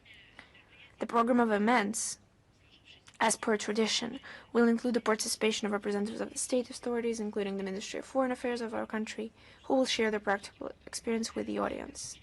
Participants will also have a unique opportunity to hear expert assessments of current issues in international relations from leading representatives of the scientific community. There will be panel discussions with representatives of regional authorities, master classes on political psychology and public speaking, simulation of the Donbass Model UN project. We're confident that the upcoming forum will be productive and businesslike and will contribute to the development of new initiatives and projects. From the 28th to the 29th October, the Petrovsky Travel Palace in Moscow will host the most beautiful building that has been restored recently. Please visit it, even if you don't have an official invitation for the aforementioned event. Just come and visit it. It's truly one of the pearls of our city. So this palace will host the International Forum Women for the Preservation of Traditions, organized by the Council of the Eurasian Women's Forum and the National Center for Historical Memory under the President of the Russian Federation. The forum will be attended by representatives of state and local authorities, political, social movements, scientific, educational, and business communities, cultural figures, historians, and experts. Guests and participants of the forum will discuss the forming of an ecosystem of traditional values in the everyday and professional activities of women, as well as in the public sphere, as the basis for prosperity and the development of intergovernmental cooperation. They will exchange views on trends in entrepreneurship, education, and other areas, consider projects aimed at strengthening national identity, passing on cultural heritage to future generations, and promoting cultural traditions. Initiatives aimed at promoting and strengthening intercultural dialogue and cooperation between women from different countries, study practices for preserving the traditions, heritage, and the way of life of the people of the North, Siberia, and the Far East. The forum venue will host the award ceremony for the winners of the all-Russian competition, Women for the Preservation of Traditions. About 2,000 women representing different regions of Russia took part in the competition, as well as foreign participants from more than 35 countries around the world, including the US, Canada, Australia, Austria, Belgium, India, Canada, Indonesia, Iran, the United States,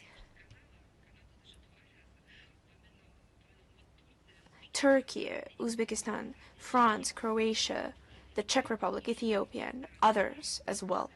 Information about the forum and the accreditation procedure will be posted in the text version of the briefing, and we invite representatives of Russian foreign media to participate in covering this event.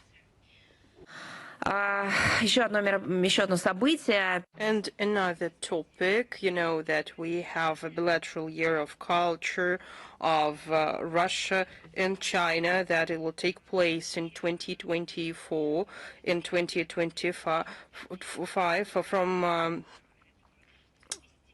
29th to 30th October. There will be a dance overture of BRICS countries that will take place in Beijing. This initiative is carried out at the initiative of the Russian Foreign and Culture Ministers. It's aimed at strengthening and fostering cultural ties between BRICS countries and partner countries, as well as at establishing an international choreographic community on the basis of the Alliance of Folk Dance Culture of BRICS. I recall that it was established in 2024 following the meeting of Ministers of Culture of BRICS countries as part of the 10th St. Petersburg International United Cultures Forum. At the Beijing Academy of Dance, there will be master classes on folk dancing, and there will be an international flashmob. Traditionally, there will be performance given by the National Show of Russia, performed by the Russian National Ballet Kostroma, and it will be also performed in various parts of China. You know that this event and performances were given in Egypt and UAE, and now it is China's turn. In 2026 and 2027, we're going to hold dancing overture over the world in Brazil, India, Ethiopia, and South Africa. It will help to unite people based on common cultural humanitarian values. It helps to implement educational projects in folk choreography, including studying choreography in both countries and promoting culture-friendly countries, friendly cultures in friendly countries. We also will have a festival, Peoples of Russia in the CIS, that will take place from October 21st to November 5th. It will be organized in the World Trade Center. The plenary session will be started on October 31st. It will be attended by Secretary of the Security Council of Russia, Sergei Shoigu, Special Representative of the Russian President on International Cultural Cooperation, Mikhail Shvedkoy, Head of the Federal Agency for Ethnic Affairs of Russia, Igor Barinov, Head of Россотрудничества, Evgeny Primakov, and Ambassador Extraordinary and Plenipotentiary of Belarus to Russia, Alexander Rogozhnik. The business program of the festival will be continued by the Sixth All Russia Forum, Peoples of Russia, which will have sessions about traditional, spiritual and moral values, relevant issues of information, counteraction to destruction ideologies related to inter-ethnic relations, assistance in adaptation of foreign nationals and protection of historical memory of the peoples of Russia and the CIS. Also, the business program will include the All-Russia meeting and strategic session on the implementation of the state national policy with the Russian authorities that are responsible for the implementation of the state national policy. On November 1st, attendees of the festival will be able to take part in the anniversary 10th All-Russia action, the great ethnographic dictation. At the Defender of the Fatherland year and the year when the dictation is held for the first time, participants will be able to receive questions from the participants of the special military operation. On November 2nd, the business program of the festival will be continued in Moskino Cinema Park. It will have a lot of films, among which is not on the list, directed by Sergei Karataev. It's a military drama based on the book written by Boris Vasilyev. It tells about the heroic defenders of the Brest Fortress, and for that film, a film set, Brest Fortress, was constructed in the Moskino Cinema Park with the citadel and with the church of Saint Casimir. The festival will show the joint Russia, Uzbek and Russia-Tajik movies like Taste of Sun, which tells about accidental discovery of ancient treasuries of the Emir of Bukhar, and the Root of Anger, which is a detective shot in Tajikistan. November 3rd, there will be a cycle of events, media environment in Russia and the CIS, involving the leading representatives of the media community and blog environment. November 5th, National Center of Russia is part of the 13th meeting of the Secretary of Security Councils of member states of the CIS, and that will take stocks of the festival. We will provide the full information about the event in the text version of our briefing. And now it's time for questions, please. Good afternoon, Madam Zakharova. International Live, please. Yes. Recently, the EU top diplomat Kaja Kallas has made quite a strange statement about the summit of Vladimir Putin and Donald Trump in Budapest. She stated that, no, it's not nice to see that really a person with an arrest warrant put by the ICC is coming to a European country. What do you think about it?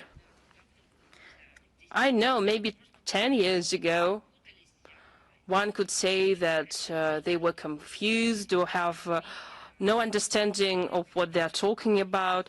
But now what they're talking about, it again reflects their double standards, their incompetency, illiteracy, and they are deliberately destroying the international law and legitimacy in general, because law is law for everyone. Yes, there are legal practices, there are lawyers, there are some aspects and details. But if there are decisions, official decisions, these decisions should be put into practice because they are part of law and part of legitimacy of the structure that we do not recognize, but yet they recognize and they want to implement their decisions. What I'm talking about, well, I will explain. Look, she stated, no, it's not nice to see that really a person with an arrest warrant put by the ICC is coming to a European country. Well, she says it's not nice, but she's saying that not at her national capacity. She is empowered to speak on behalf of the entire European Union. When it comes to foreign affairs, well, it turns out that actually what is not nice for her today, several days ago, it was nice, actually. Well, that's hypocrisy and manipulation with norms of international law. Quite recently, Another leader visited Hungary. And this leader is, again, is of interest for the International Criminal Court. And European leaders like Macron and others were discussing how it's difficult for them to imagine his arrest. And they even remembered that officials have immunity. They did everything to justify their presence. What Kallas said about it? Now their position has changed completely. What was nice, now it's not nice at all. It's a perfect illustration of what we have been saying all this time. They are destroying the fundamentals of their lifestyle and their law and organization. They're just saying empty words about law and legitimacy. They do whatever they want, but they apply the law selectively when it fits for them, just to provide a cover for their actions.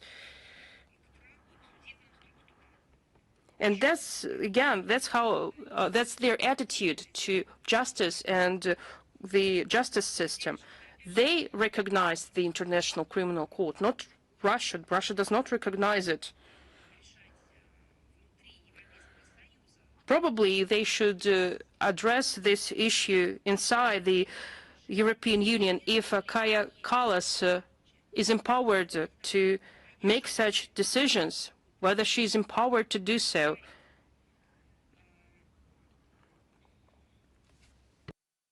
That's why these arrest warrants that are issued by the ICC,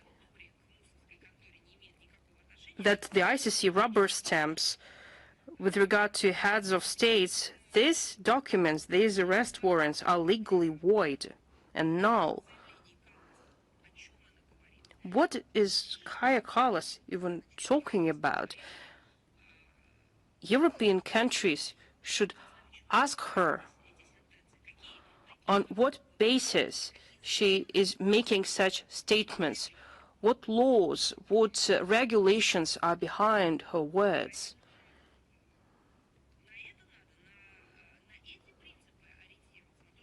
We should be guided by these principles. Even if they rubber stamp this arrest warrants, but states have nothing to do with the ICCs, and they have explain that they do not recognize the structure, then this means that its decisions are null and void for them.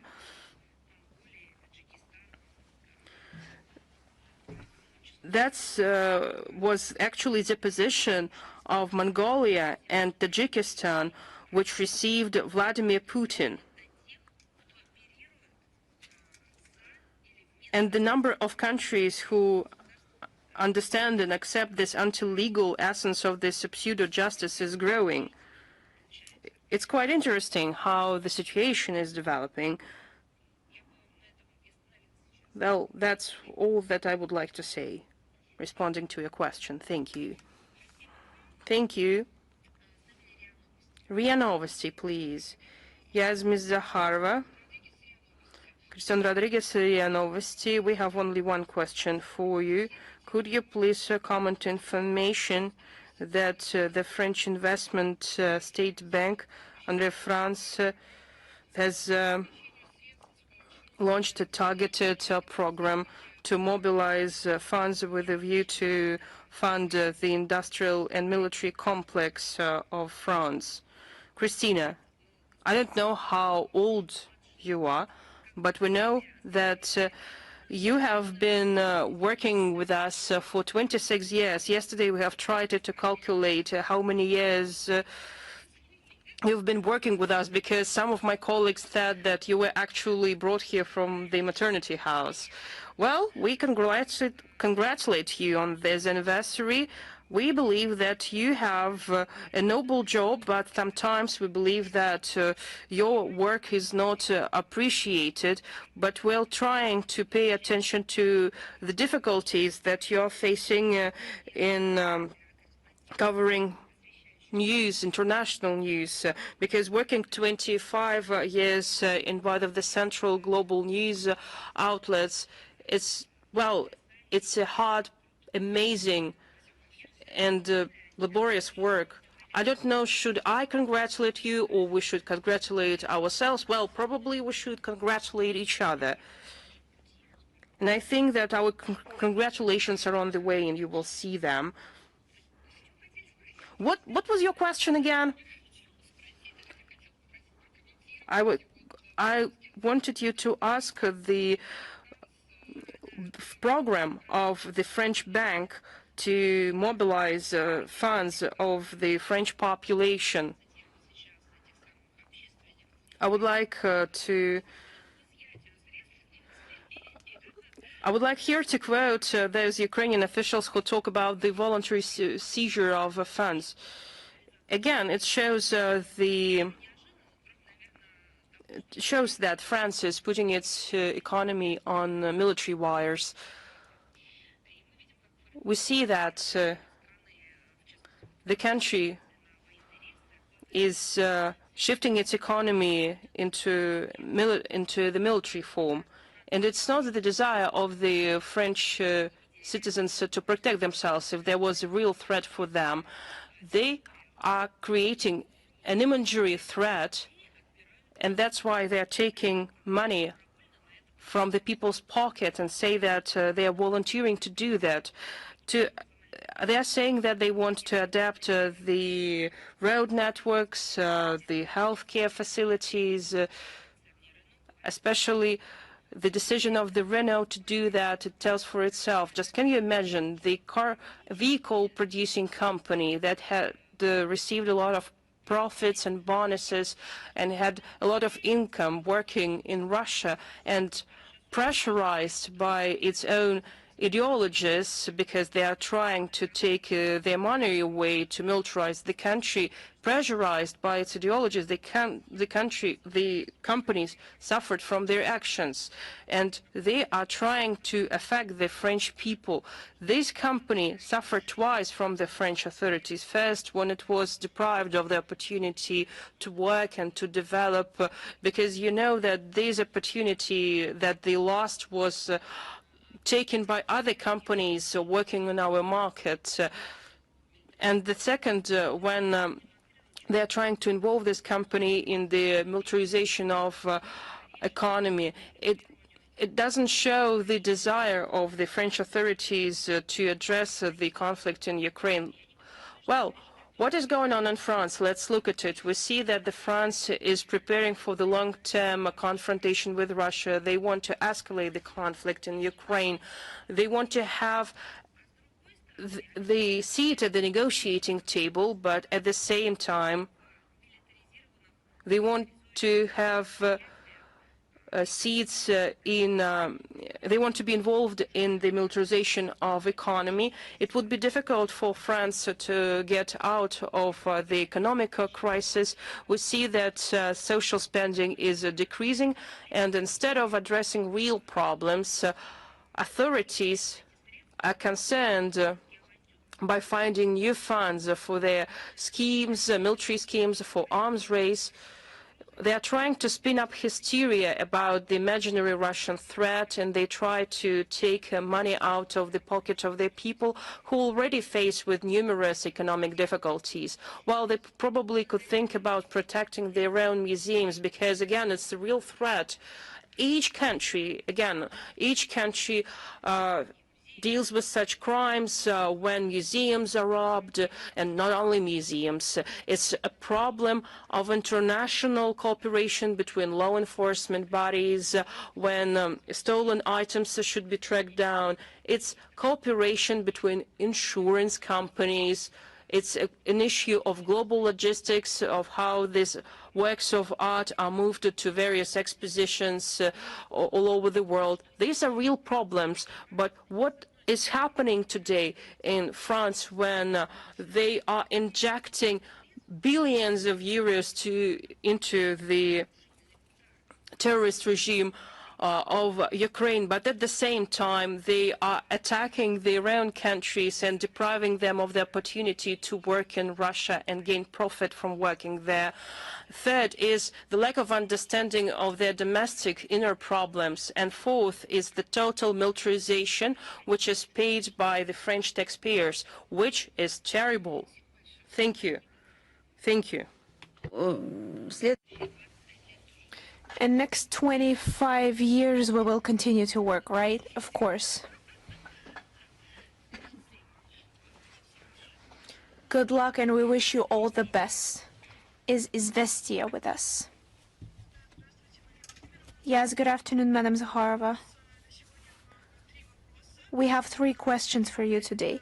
First one, the EU Council has adopted the proposal of the European Commission to prohibit purchases of gas in Russia from the 1st of January 2028. The EU Council also has adopted the prohibition of Russian gas transit through the joining of other countries.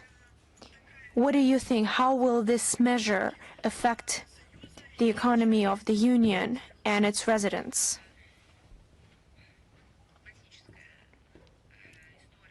Classic story on implementing a philosophic concept that just to displease someone, I'll harm myself.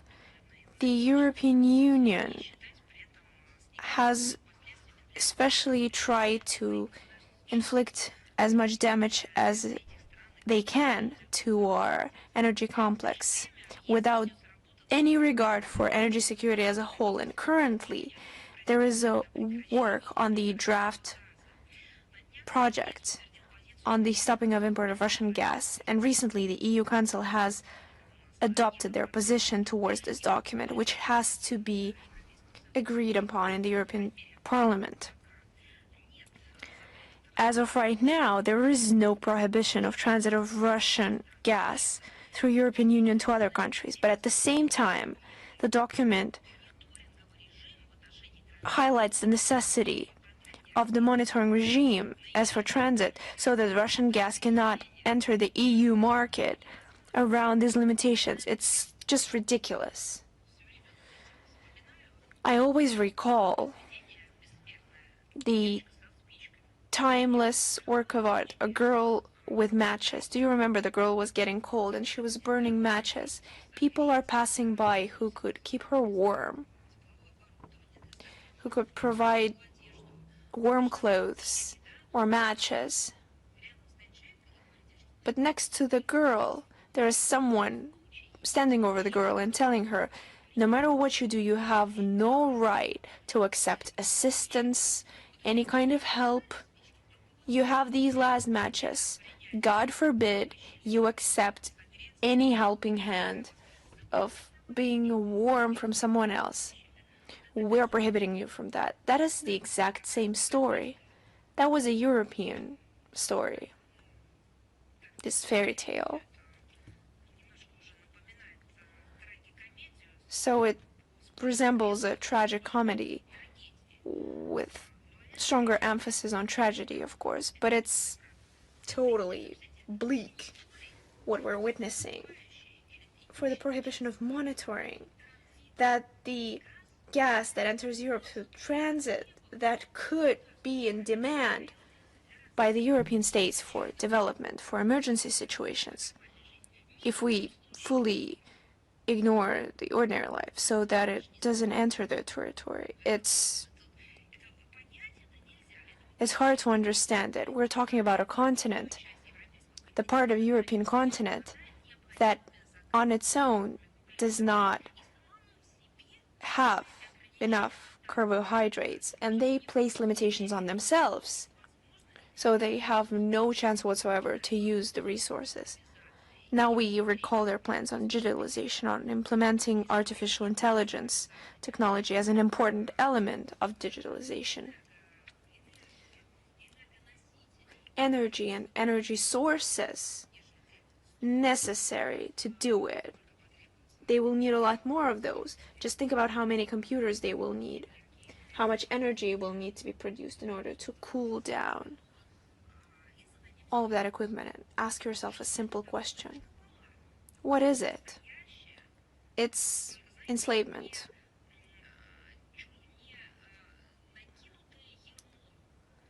But it's not shackles that have been put on them. But it's a concept decision taken in a zombie state to impose this on themselves. It brings back the practice of totalitarian cults. And there's also the requirement to provide information a month ahead for the planned transit so that it could be tracked down, so that no one could get their hands on the gas.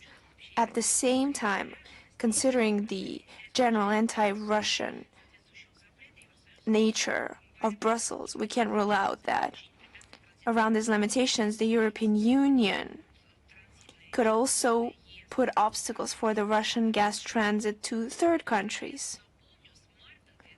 Although transit supplies of Russian LNG to third countries have already been prohibited on March 26, 2025. The second question, last week, Kirill Dmitriev reported that there is a perspective of building a tunnel between the US and Russia. Donald Trump called this idea interesting. Was this issue discussed between the Ministries of Foreign Affairs of Russia and US? And do you plan on further discussing it in the next round of consultations? You see, this idea saw some kind of development, even at the end of 19th and early 20th century. That's when it was first brought up. And that's when it was brought up by the US. And back then, the United States of America truly stayed true to the ideas that were first enshrined by their founding fathers: development of economy, of financial spheres, the markets trying to sell their own production, legal measures. That's when it was first mentioned. I believe this statement was based on the historic precedents of this idea, and later on they love to recall it as a symbol that could allow us to perfect relations with, back in the day, the USSR and the US. I would just like to say that usually projects like that, and especially a project of these kind, is impossible without a political will and without preemptive steps in order to establish cooperation within our country in sectors. I do believe that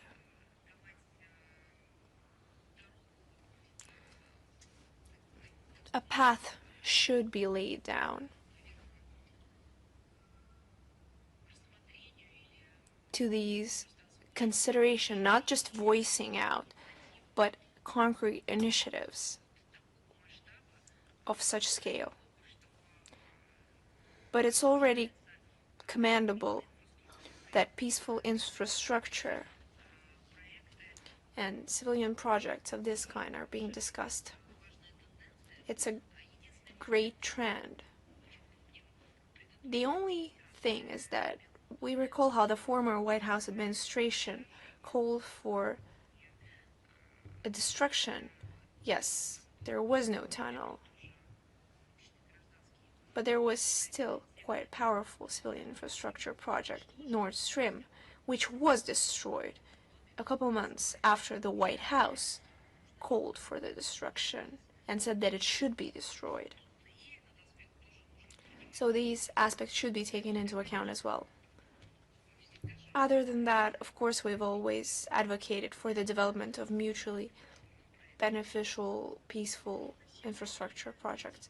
And third question, Head of European Diplomacy Kaja Kallas, after the meeting of the foreign ministers of the EU in Luxembourg, stated that 25 member countries have expressed their desire to participate in special tribunal against Russia and Ukraine, without naming them. And she decided to not mention who didn't want to participate. Isn't that a sign that the idea of a tribunal isn't even popular within the EU, and Brussels has to hide the real picture in order to paint a picture of unity? Don't you think that creation of these special courts on political order undermines the idea of international law as a whole? You see, let's start what we've already spoken about. Russia has stated our position on the project of this illegitimate structure, if it ever sees the light of day.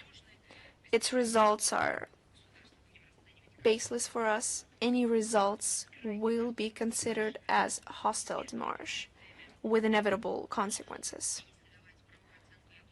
If we give a legal assessment, and I believe a lot of lawyers would like to give you a broad answer and comment, this is a mechanism of paid-for jurisdiction, and it has nothing to do with finding the truth. Its goal is to eradicate inconvenient persons, and it's no surprise that not everyone supports it in the European Union. Those who support refuse to say it openly, because this is a punishing organ. It can turn anyway. By creating a dangerous precedent, these methods could be used later on, for example, against the states of collective West or against the allies of the collective West today. So what we're hearing in the words is a punishing mechanism. That's what they're creating. It's a destructive idea for its authors, for special tribunals. Of course, it undermines the international law, and we will continue to explain its toxic legitimate nature to everyone, and we expect understanding from all the sensible structures in our country. Will continue to defend the necessitation of preserving international law despite the destructive actions of Western politicians, including those from the European Union and these odious personas. Thank you so much, Madam Zakharova. Thank you. Is RT Balkan with us? Yes, Madam Zakharova. Good afternoon. If you allow, we have two questions today about the Bosnia and Herzegovina. How do you assess the decision of Mr. Dodik to pass over the mandate of the president to Anatricic Babic, who has been the acting president of the Serbian Republic, after the court order in Sarajevo, who has prohibited Dodik from exerting political power since he questioned the actions of illegitimate international community of Christian Schmidt? I would like to recall what is being discussed. The court order of October 18th of the Serbian Republic on the disposition of presidential functions. This is the internal affair of Serbian Republic. We have taken attention of that, and once again this step is demonstrating that it's a sensible, responsible participant of the process of Bosnia regulation. We believe that these decisions will help overcome the acute political crisis in Bosnia and Herzegovina caused by Western neocolonialist dictator and the activity of Berlin and London. We call on all those who try to shake up the situation in the country at the order of the West to answer to the gesture of goodwill from the Serbian Republic to return to the internal dialogue in the interest of overcoming this crisis. The long-term normalization of the situation would be the immediate closure of the apparatus of High Representative, which acts as the main generation of turbulence in the country. It is unimaginable that at the very heart of Europe, in a sovereign state, the one in charge is a foreigner,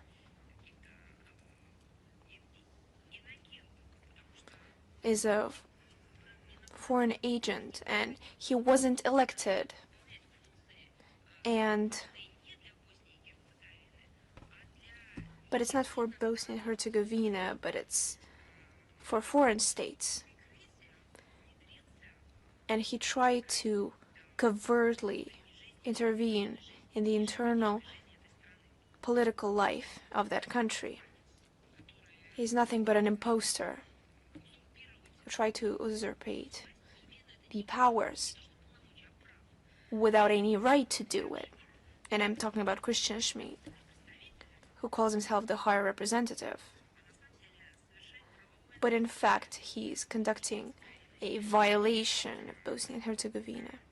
And Russia is one of the guarantors of Dayton, calls for the immediate seizure of foreign protectorate of Bosnia and Herzegovina, and to pass over all the responsibility for the future of the country to its people, to restore constructive inter-Bosnian dialogue with participation of 3 state-forming people and ethnicities at the principles enshrined in the peaceful agreement. Thank you so much. And the second question, what is Moscow's reaction to the decision of the Parliament of the Serbian Republic to renounce the laws that were contested in the Constitutional Court of Bosnia and Herzegovina? How will this affect the fight to preserve Dayton agreements that are constantly under the strike from Sarajevo and its Western curators? Taking decision happened with the law and order of the Republic of Serbia, and we have no doubt that the people have taken measures in order to protect the interests, to defend the constitutional rights and mandate of the Republic. And it's important to understand that the authorities of Serbian Republic have to work in the conditions of acute crisis that we've already mentioned, crisis that has been artificially provoked by the Western states, with the leading role of London and Berlin, that in the true course of their neo-colonial policy, of their policy of dictature, try to preserve their foreign control on Bosnia and Herzegovina. Russia, as before, supports the fight of leadership of Serbia against the erosion of basic principles of the Dayton Agreement that oversees the decentralized architecture of the state with 3 state-forming peoples and 2 entities. If that is all, is the Chinese Media Corporation with us? Yes, Madam Zakharova, good afternoon. We're here. We only have one question. Beijing is holding the 8th meeting to discuss the 5-year plan of development of China. What are your plans for the coming 5 years? How could you assess the cooperation between China and Russia in different areas? The 4th plenum of the Chinese Communist Party and the entire architecture are part of internal interstate life of China. And I believe that the plenum will be successful. And I believe that it will be successful, and I wish all the participants successful work. But of course, it's an internal affair of a sovereign state. Thank you, thank you. Is the Reuters with us? Madam Zakharova, good afternoon. We're with you. Our answer has been partially answered by you when commenting on the EU actions on using Russian assets to finance Ukraine. In particular, you've said that Russia will respond accordingly, that better answers its internal interests. What kind of response will it be? Could it involve nationalization and selling of European assets to Russia? Do you mean the 19th package that they have adopted? I mean the initiatives of using frozen Russian assets to finance Ukraine. We have repeatedly commented.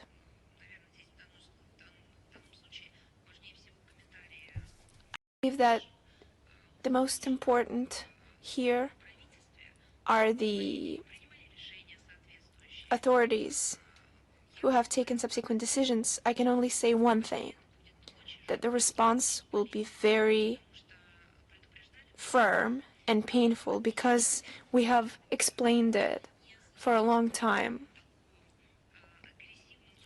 We did not take any kind of aggressive position.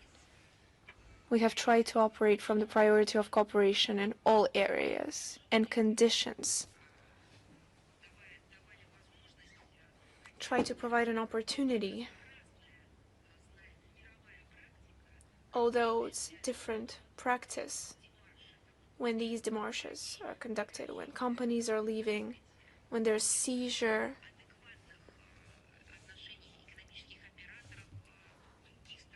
of the operators of these countries.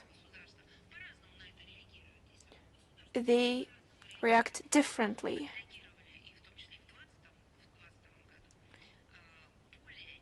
In 2020,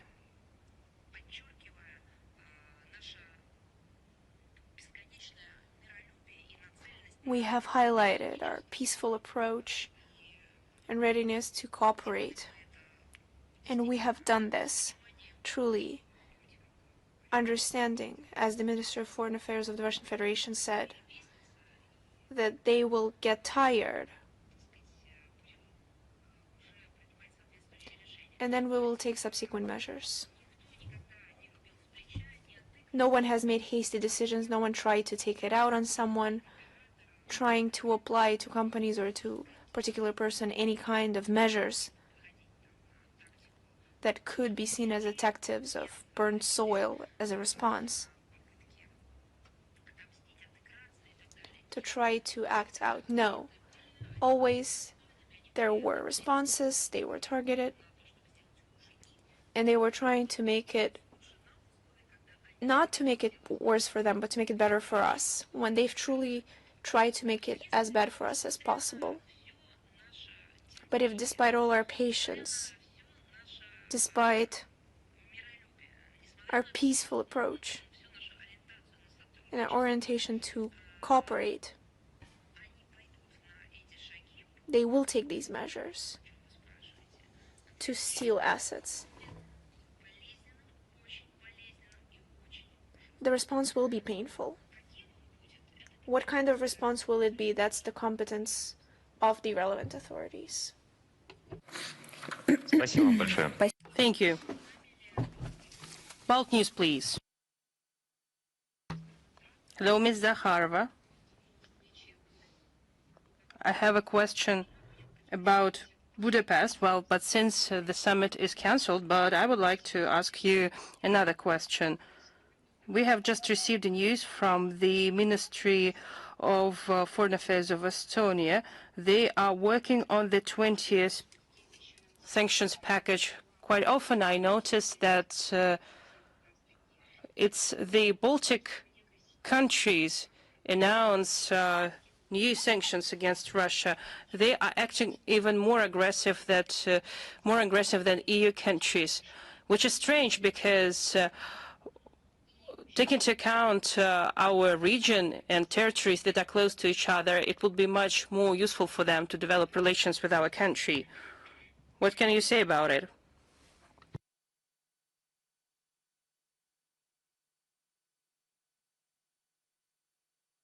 I'm sorry, could you please repeat the question? Yes, today, Estonian Foreign Ministry announced that new sanctions against Russia and that they're developing new ones. And quite often such statements are made by Baltic states. Wait. We have told you already that once the 19th second package is published, we will be able to comment it because there is a bureaucracy, certain bureaucratic processes in the European Union. Once sanctions are published, we will be able to provide some information. There is no opportunity to provide any comment using just their statements and not documents. It's strange that they are making such statements because they want to achieve peace in Ukraine, but yet they are obstructing it.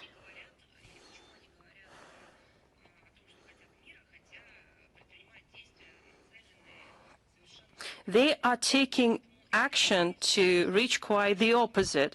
That's why they are saying that, so that they want to create such a thing, that they want to create an illusion and distract people, and to say that EU countries are doing their best to build peace and that they are trying to address the conflict. That's why they are requesting the seat at the negotiating table, or they organize some peace formulas or peace formats to distract attention.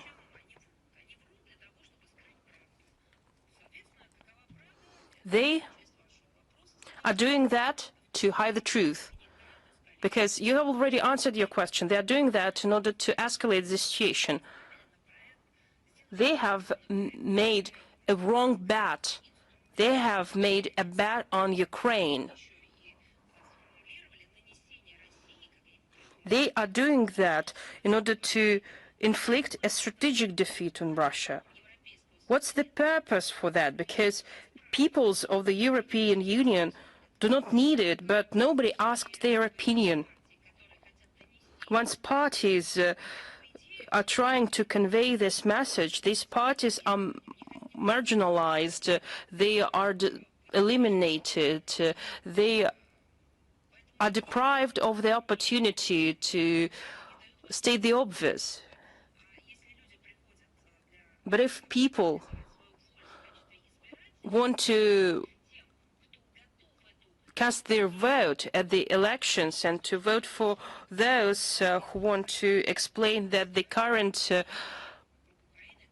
approach of the European Union is not helping to address the issue, these political figures become persecuted by the EU officials.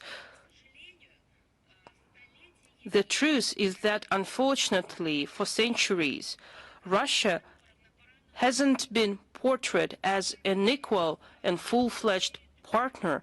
Russia has been viewed as a country, as people who should be robbed and pillaged. It was formulated even at the state policy of a number of states of the Western and Central Europe.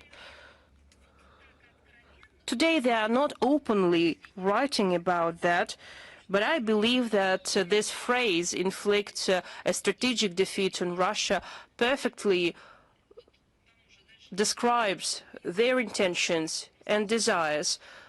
But to learn more about that, we need to go deep to their consciousness, so that those who call themselves leaders as the European Union, it should be assessed if they are connected to their people or they are more connected to liberal elites, globalist elites, some say American ultra-liberal elites. Well, we'll leave these discussions to political scientists. Okay, thank you.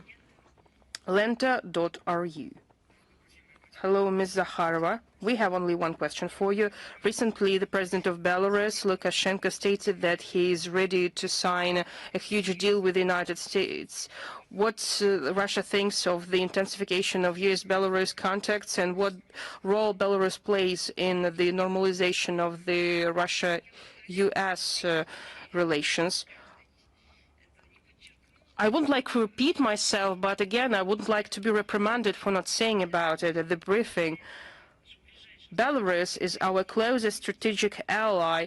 With Belarus, we strongly and closely coordinate approaches to international stage, including in line with the program that was adopted at the highest level of agreed actions in the foreign policy of member states of the Treaty on the Establishment of the Union State for years 2024-2026, presidents and foreign ministers of our countries regularly exchange information on the development of cooperation with the new American administration. We support constructive and mutually respectful dialogue with all our foreign partners, and certainly not at the expense of national interests and our allied commitments. And since Donald Trump has taken power in the United States, Washington is pursuing a more balanced and rational foreign policy course. We take into account their statements and specific steps in this regard. The White House says that they will stick to this course with regard to Russia and its allies. Moscow and Washington has enough channels for direct dialogue. But at the same time, I can say that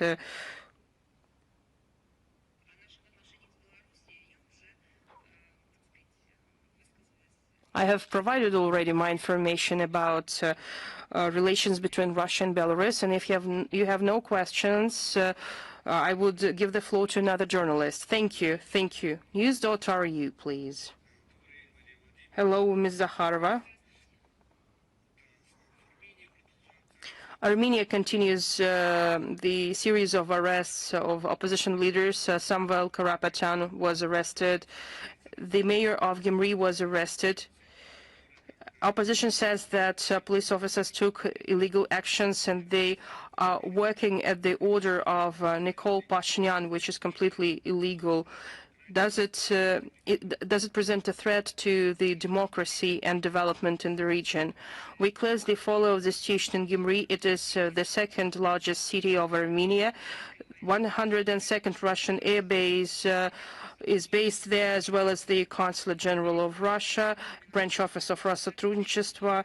The city authorities actively develop ties with various regions of our country. We have a rich common history, which is well known by the war memorial, the Mountain of Honor, that is dedicated to Russian officers who fallen during the Russia-Turkey wars. In August, the Heads of State Council of the Commonwealth of Independent States Gyumri has received a title, the City of Labor Glory, 1941-1945. As for the assessments for the arrest of the city mayor Vardan Gukasyan, it is a domestic affair of Armenia, but at the same time, I should say, we noted that leaders of Vanadzor, Berda, Goris, and other regional activities faced with criminal charges. Some people were arrested. We hope that it wouldn't tear justice system away from its people and wouldn't undermine credibility to the justice system of Armenia, which was stated by the Prime Minister Nikol Pashinyan he told about the systemic issue of the justice system at the Forum of Armenian Democracy. I think it's even more relevant today because Armenia enters a new electoral cycle. Parliamentary elections are scheduled on June 2026, and that's why it's important. Moving on, Al-Mayadeen, please. Are you there? Yes. We're here, Ms. Zakharova. We're always here for you. We know that Russia has traditionally good relations both with Israel and Lebanon. Can Russia be a facilitator, an intermediary, and the guarantor in settling the Middle East peace process, especially at the border? The position of Russia on the Arab-Israeli conflict is about the need to ensure its comprehensive and just solution based on the international legal framework that includes the creation of independent state of Palestine with territorial integrity that lives together with Israel in peace and security. We promote these approaches consistently in bilateral contacts with our partners and at various international platforms, especially in the UN Security Council as its permanent member. You know that the USSR and then Russia as the successor state was never a side of this conflict. On the contrary, being the initiator of establishing and being a part of being an active actor in the Middle East Quartet, we have always tried to be objective and impartial intermediary in this process, and we called to the successful completion of these political processes that was established by the Madrid Conference in 1999. We are not to blame that the work of this so international recognized instrument of addressing the Middle East conflict over the last years was frozen, and we have been calling to reanimate this project. We are ready to support any peacekeeping initiatives that are being put forward by Arab countries and that are acceptable by Israel. At the same time, we stick to the goal of normalizing situation in the conflict area that will help to achieve lasting peace for all peoples of the Middle East region. Can I ask the second question, please? Can we view the recent contacts and visits, high-level visits between Russia and Iran as a part of mediation efforts of Moscow between Iran and Israel? We know we have a vast agenda for Russia-Iran context because we are discussing settlement of conflict stations in Middle East, and at the same time, we note the determination of Tehran to find solutions, negotiated solutions to the issue of the Iranian nuclear program and their desire to de-escalate tensions. Our comments, public comments, and our work at the international organizations, in particular in the United Nations Security Council, our efforts that are taken at the bilateral format, we hope that Israel will take quite a reasonable approach to all of that. Russia welcomes and supports everything that is made to overcome a profound crisis of trust that exists between the two countries. We are doing our best to prevent new cycles of armed confrontation and to ensure the long-term stabilization in the region. Thank you. Veralk, please. I have only one question today. You know, there have been made significant changes to the migration legislation of Russia. There are problems at the borders. There were protests as a result of which one security border checkpoint was blocked. Are there any changes on the issue that will help drivers of trucks, truck drivers, to work in Russia?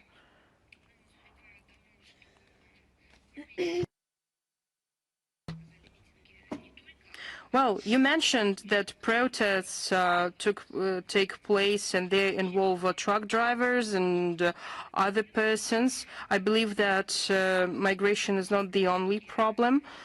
But as for the issue of truck drivers, this work is being worked out by the Russian agencies, the Russian Ministry of Interior and Ministry of Transportation. If you have a question, a specific question, we can help you submit this question to these agencies. We have only a question when the situation will be resolved, because it will create a problem for everyone. We are committed to finding a solution. No one is going to tell you a specific date. But again, I can ask my colleagues and I will provide you a more detailed information about it. News front, please. Hello, Ms. Zakharova. We have one question for you, if you allow. Defense Minister of the Netherlands, Ruben Brekelmans, stated that his country supports Ukraine and he believes that Russia could be attacked with any weapon without restricting the range of weapons. what the Russian foreign ministry thinks about it. Does it incite crimes? Does it incite hatred? Why an official or foreign state believes that it is allowed to him to call to striking Russia? Well, let's start from the lyrical part. They have lost the touch with reality. They have lost it completely. They believe that their lip service will not make them responsible for that. The situation in Ukraine didn't teach them anything. They don't understand that they need to be responsible for their words and actions. They were never held accountable for that. I'm talking about the Netherlands, who is a member of NATO and various coalitions. They were never held accountable for war crimes that they committed over the past decades, that they do not feel as a responsible NATO member for the situation in Afghanistan. They didn't compensate citizens of Iraq for enormous suffering that they brought to their country. They do not feel responsible for situations in Syria and Libya. They do not feel any shame for conflicts that were fueled by NATO,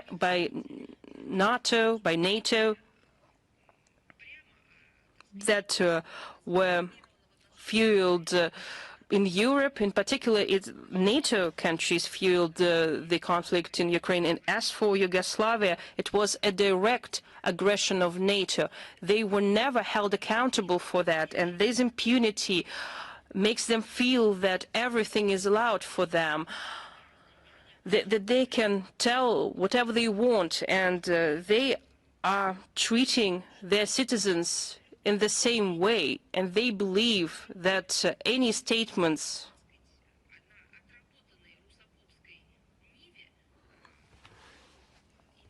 based on anti-Russian rhetoric are logical. I thought that the situation in Ukraine should have taught them something, but they do not feel empathy at all. They have no compassion. The state of Ukraine, the state as a political entity, the state as the collection of territories, of regions, they destroyed it, and they do not feel responsible for what they did. It's the Hague is escalating armed confrontation. At the same time, it's raising its bets. First, they were the first who talk about the supplies of tanks for the Kiev regime, and they delivered these military supplies. Then Hague was the first who provided fighter jet F-16 for Kiev. Then they allowed to use these systems to strike military and civilian infrastructure inside Russia. By advocating for the war until the last Ukrainian, the Dutch authorities are mired in the Ukrainian conflicts, and they're accomplices in the war crimes of the Kiev regime.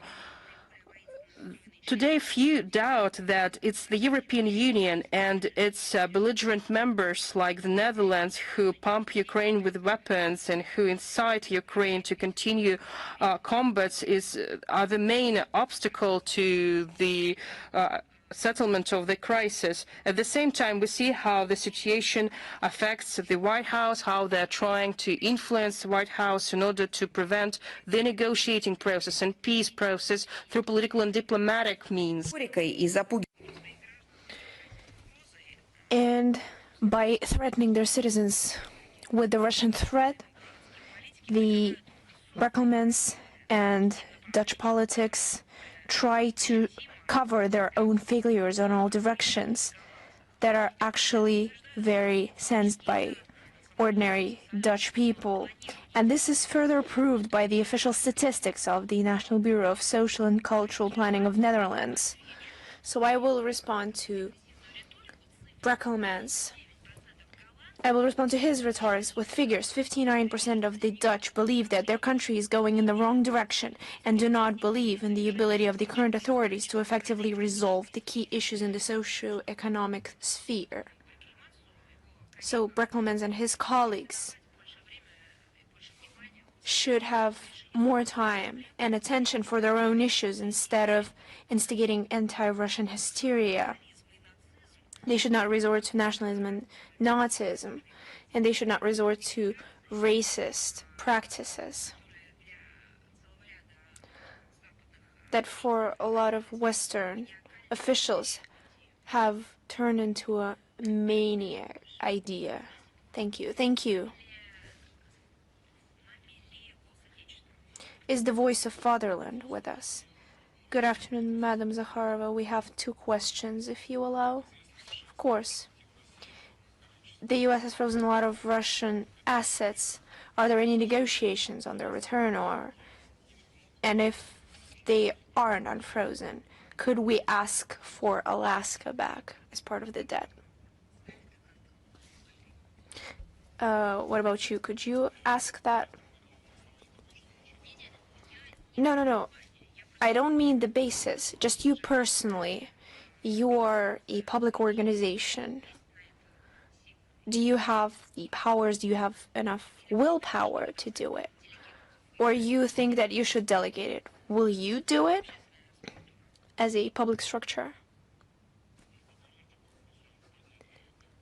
I believe this issue could be raised. You've already raised the issues, but you're addressing it to a foreign policy institution. You as a structure, as a union, you have your civic position. How do you assess it? Are you ready to maybe take charge of this movement? At the moment, we haven't worked through it. Well, then let's go back to it once you for yourself have decided on this position. It's not because I don't want to comment the assets issue. I don't want to engage in populism.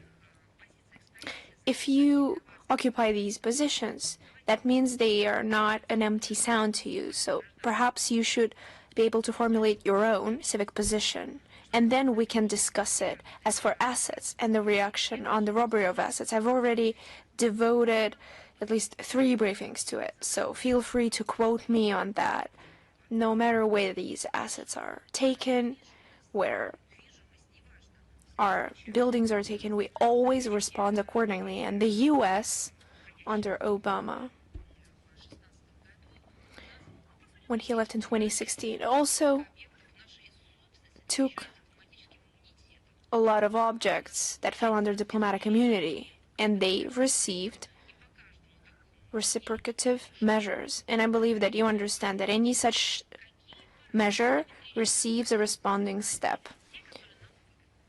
Whether it's a mirror measure, whatever is most beneficial to us. So don't worry about us, just try to think about your approach as a civil structure, and then we will go back to this issue.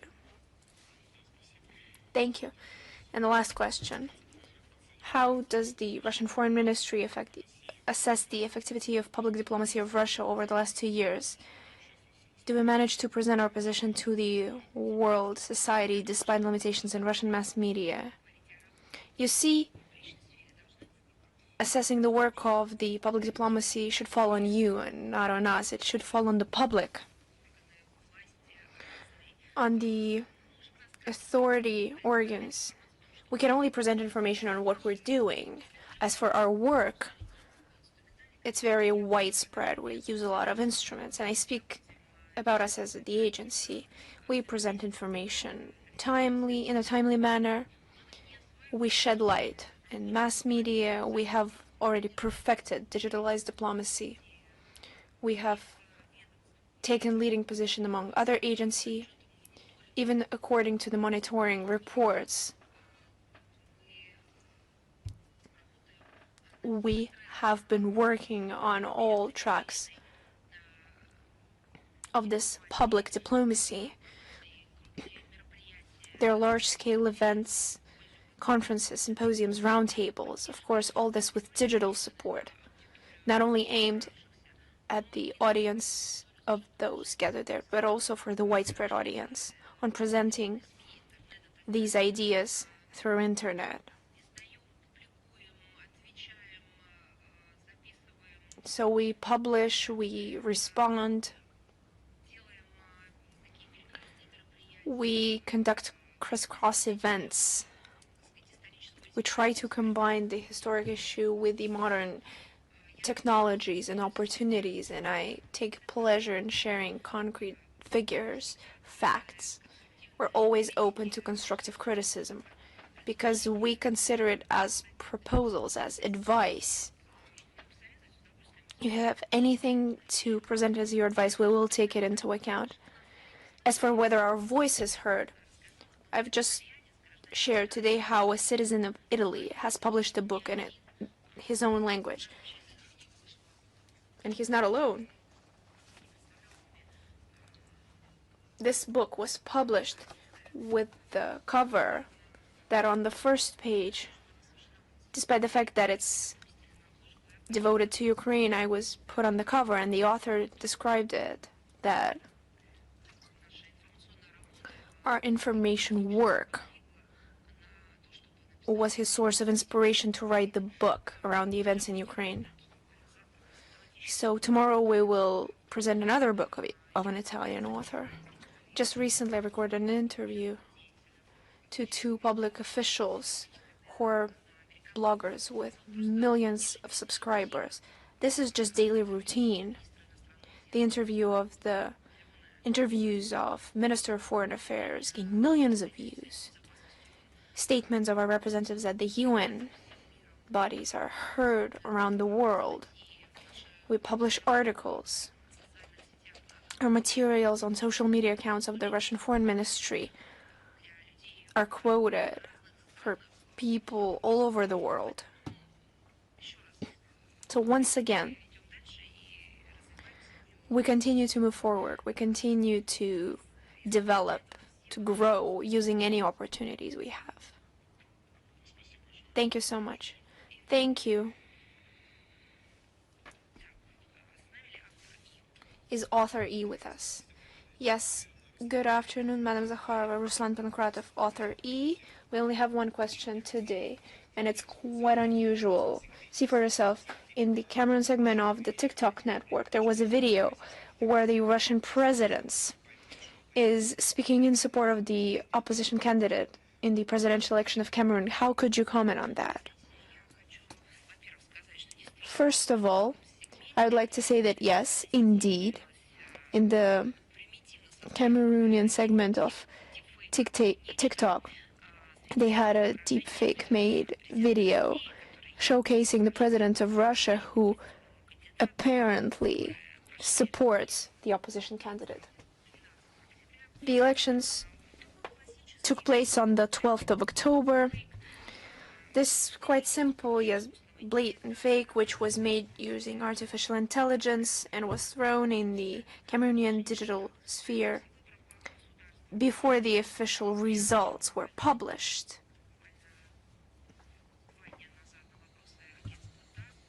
I just answered the questions of TASS agency recently talking about deepfake and talking about our public officials more often than not fall victim to these deepfake technologies. And I've talked about another segment. And I would like to draw your attention why it's done. It's quite clear in order to combine modern technologies with good old lie in order to plant doubt in the Cameroonian society, to sometimes create contradiction with the state, with the people, perhaps to discredit or to try and discredit the friendly relations of Russia with African states. If that was the idea, and I believe that was the idea, we stand strongly against it, against using modern technologies, and we once again recall the necessity for the verification of the information published on social media. I believe it's a perfect chance to recall that we have a great verification mechanism for information. We publish, and a lot of us mass media have programs. Soon there will be a conference on the issues of fakes, of combating fakes.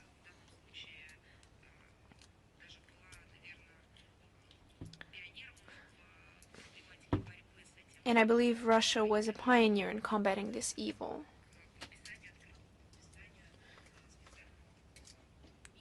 And was open to signing this kind of document on fact-checking, on responsible fact-checking. And other than that, we will make sure to add links to the text version of our briefing to the subsequent websites of our organization that present opportunities and instruments to identify fakes and help those who don't have these chances to understand immediately if it's fake or not, or at least to launch their own investigation.